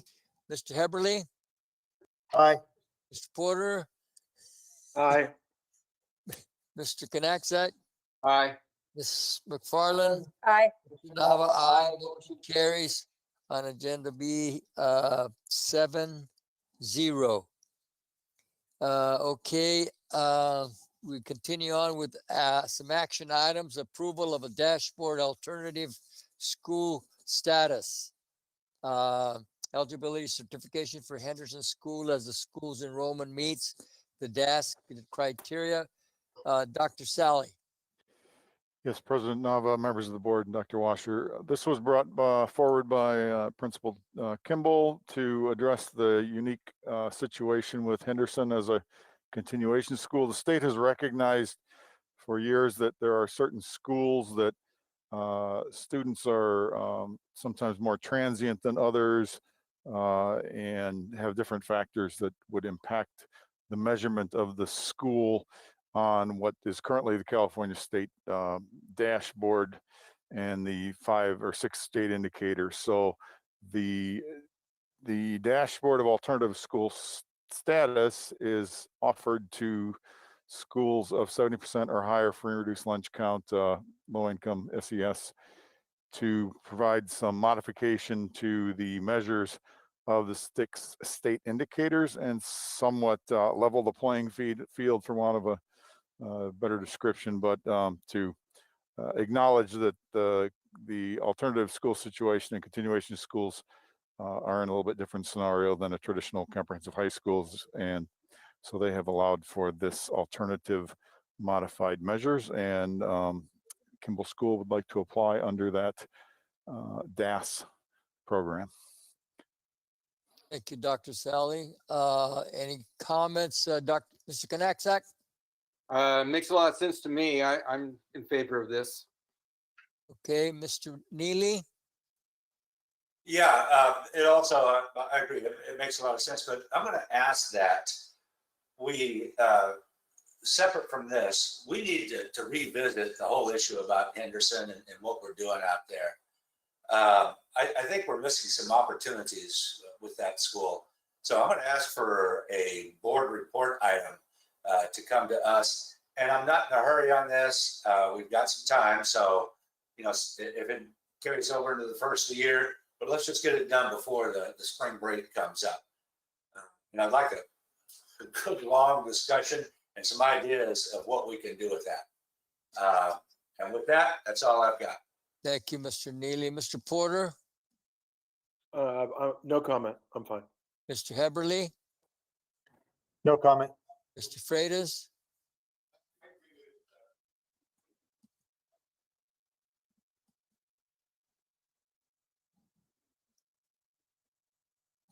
I agree with Mr. Neely, and I would look forward to a report and a discussion on Henderson. With that, I have no further comments. Thank you, Mr. President. Ms. McFarland. No comments at this time. Comment. This is a report item or action item, rather. I need a motion for this, please. Move to approve. Mr. Neely, move to approve, second by Mr. Knaxat. Okay. Okay. Mr. Porter.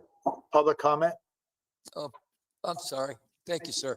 Public comment on this action item. No public comments.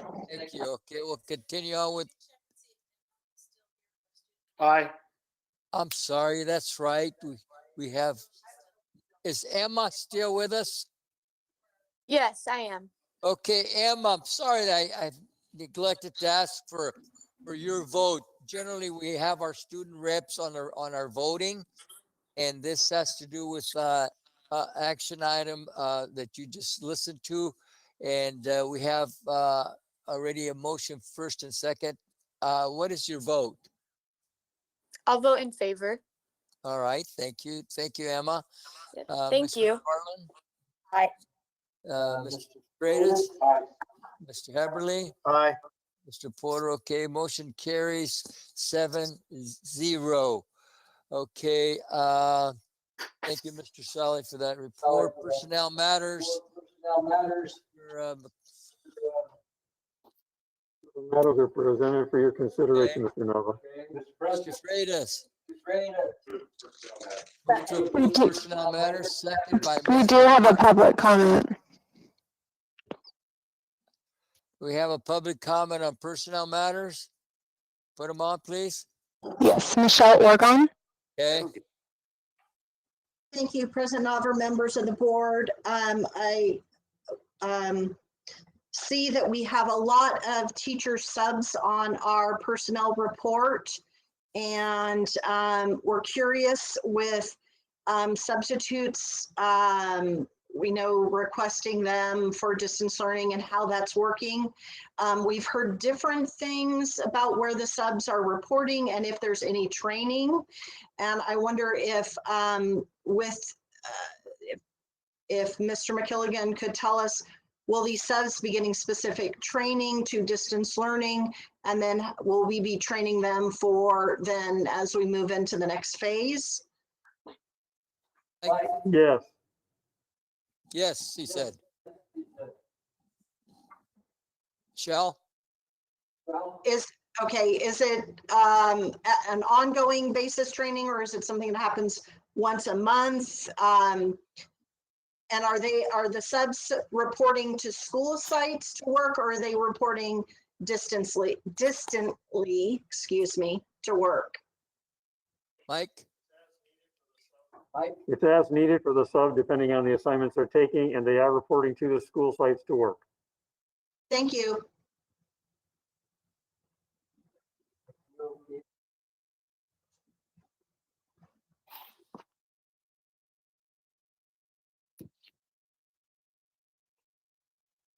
Mr. Neely, vote. Aye. Mr. Knaxat? Aye. Porter? Aye. Mr. Heberly? Aye. Nava, aye. Motion carries 7-0. Communications, comments from employee group representatives. Michelle? Yes, we have two. Michelle Orgon. All right, Michelle, you're on. Good evening, President Nava, members of the board, Dr. Washer.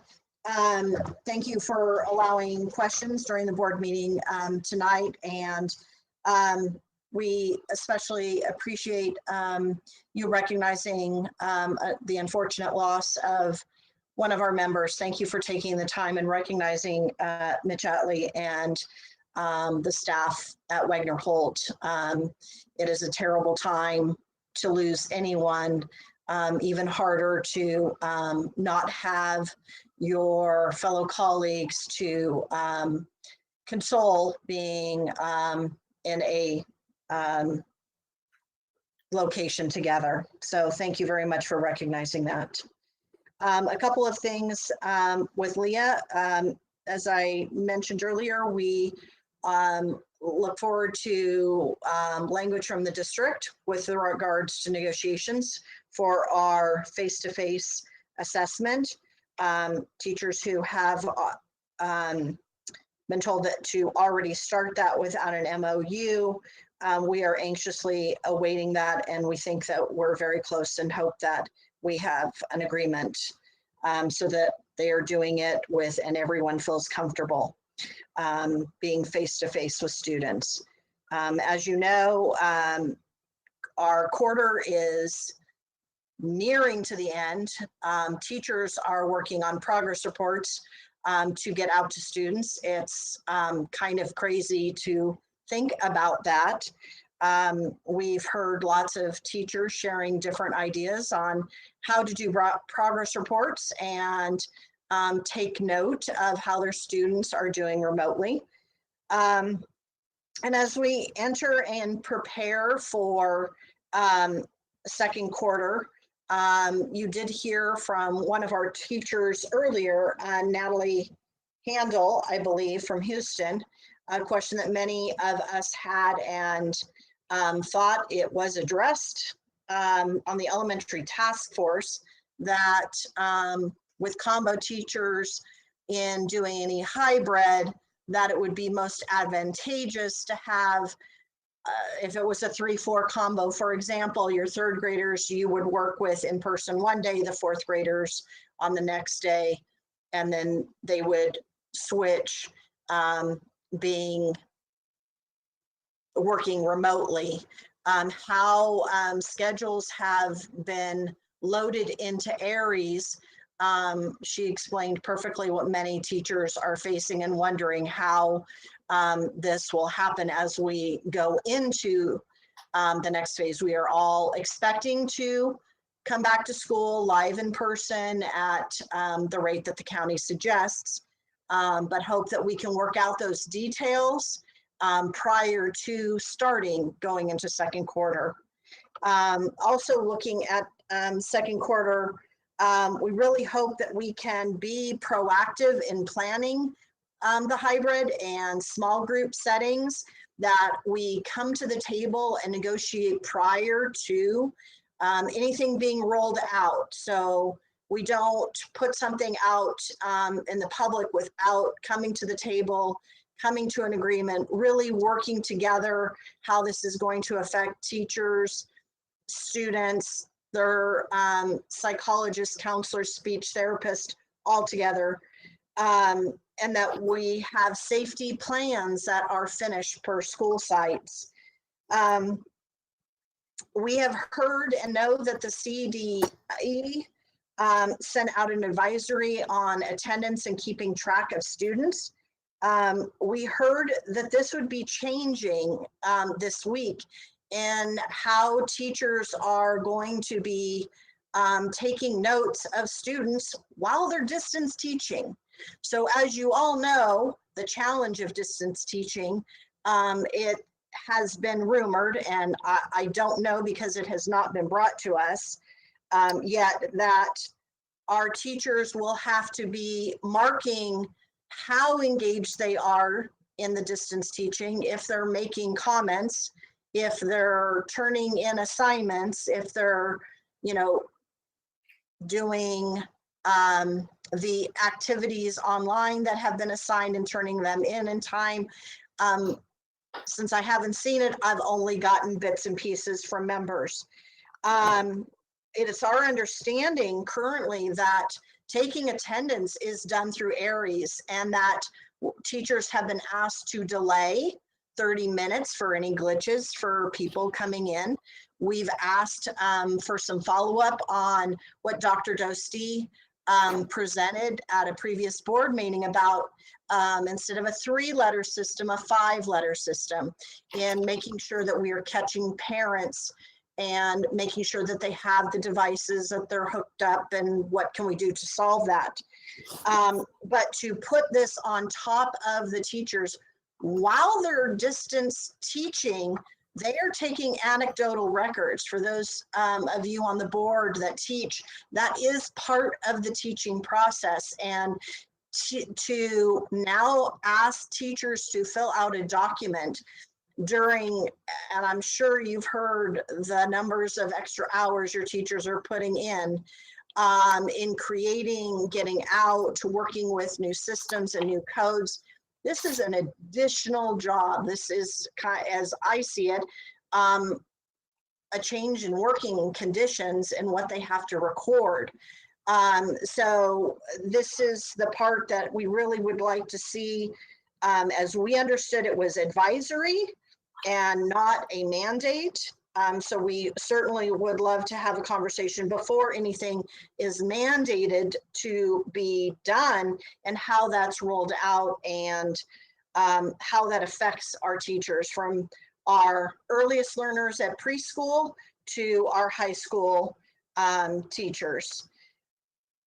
But we are concerned with that, and in taking roll and marking out a document that the CDE showed us some examples would take more time in the teacher's day, which as we heard a parent comment, teachers are trying to reach out and email and phone call parents to answer questions.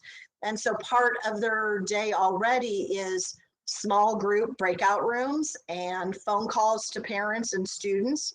If they're not coming in, making sure that they're there. So I'm not sure how much more time can be taken away from this distance learning and what it looks like. As we move into the next phase of second quarter, we also know that we talked about some different hybrid models.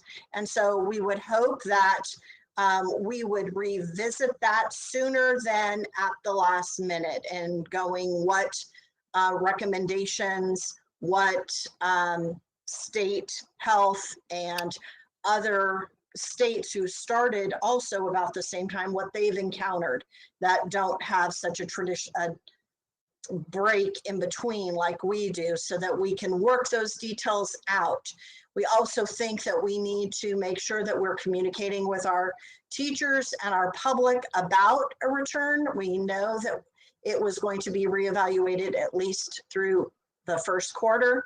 So some guidance, maybe a reference in timelines when we would reevaluate. We do understand that the state just rolled out a new color coding chart system, which we know we're just seeing the pieces of that.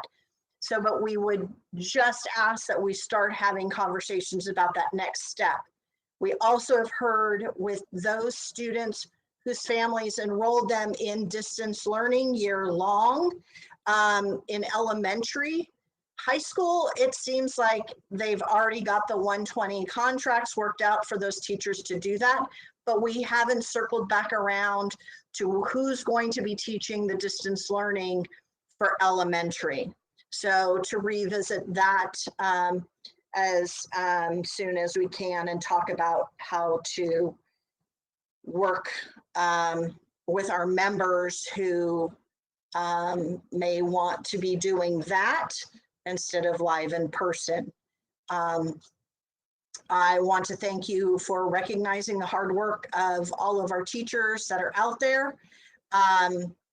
As you have heard about the hacking incidents, I would hope that you would all make sure that everyone is reporting those to the appropriate law enforcement agencies, because we want to make sure that whether it be in a classroom on a school site or if it is a classroom distantly, that every teacher and student is kept safe from some of the horrific things that happen during the hacking. And we would hope that, as Dr. Washer put out some protocols, that we also make sure that every teacher who endured and every student that endured, that we could put out some message like Delta College did and make sure that we are offering any kind of counseling services to what some of our staff and students experience during class. With that, thank you for recognizing the teachers and also our CSCA members that have been coming into breakout rooms and helping our teachers. That is working well, and appreciate the technology help desk that is working in overdrive. It seems like that has gone down, and appreciate the coaches and some of the PDs that they've put up and have allowed our teachers to help coach our parents through some of those troubleshooting. So thank you for the time tonight to speak to you. We look forward to working collaboratively together on the rest of this school year. Thank you. Thank you, Michelle. Any other comments from employee representatives? Yes, Deborah Ladwig. Deborah, you're on.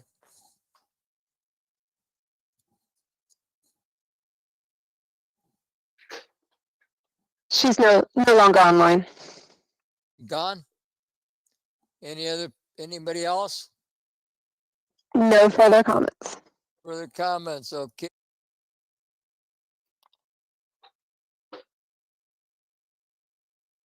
No further comments. Thank you, Mr. President. Thank you, Dr. Washer. Board Advisory Committee reports. Any? None? President, Mr. Freitas. I was wondering if the superintendent could let us know if we're making any progress on our county 2x2 meeting. I know that we have been in contact with them. I don't know if there's been a date set. I have not heard that. Michelle's shaking her head now.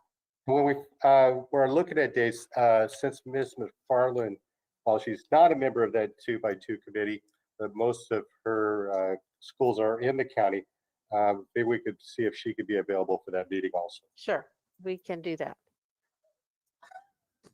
Oh, did she say yes? I didn't wait to see if she said yes. It's best to say nothing. Okay. Any other reports? No more chocolate for you. Oh, do we want to stay here all night, or do we going to adjourn? How about adjourn? Mr. Neely moved to adjourn. Mr. Knack, second. Mr. Porter. Aye. Mr. Heberly. Mr. Freitas. Ms. McFarland. Aye. Nava, aye. 7-0. Meeting adjourned. Nice to join, gentlemen. We'll see you at the next special meeting. George, Gary, and Courtney. Good night. Night. Night, everybody.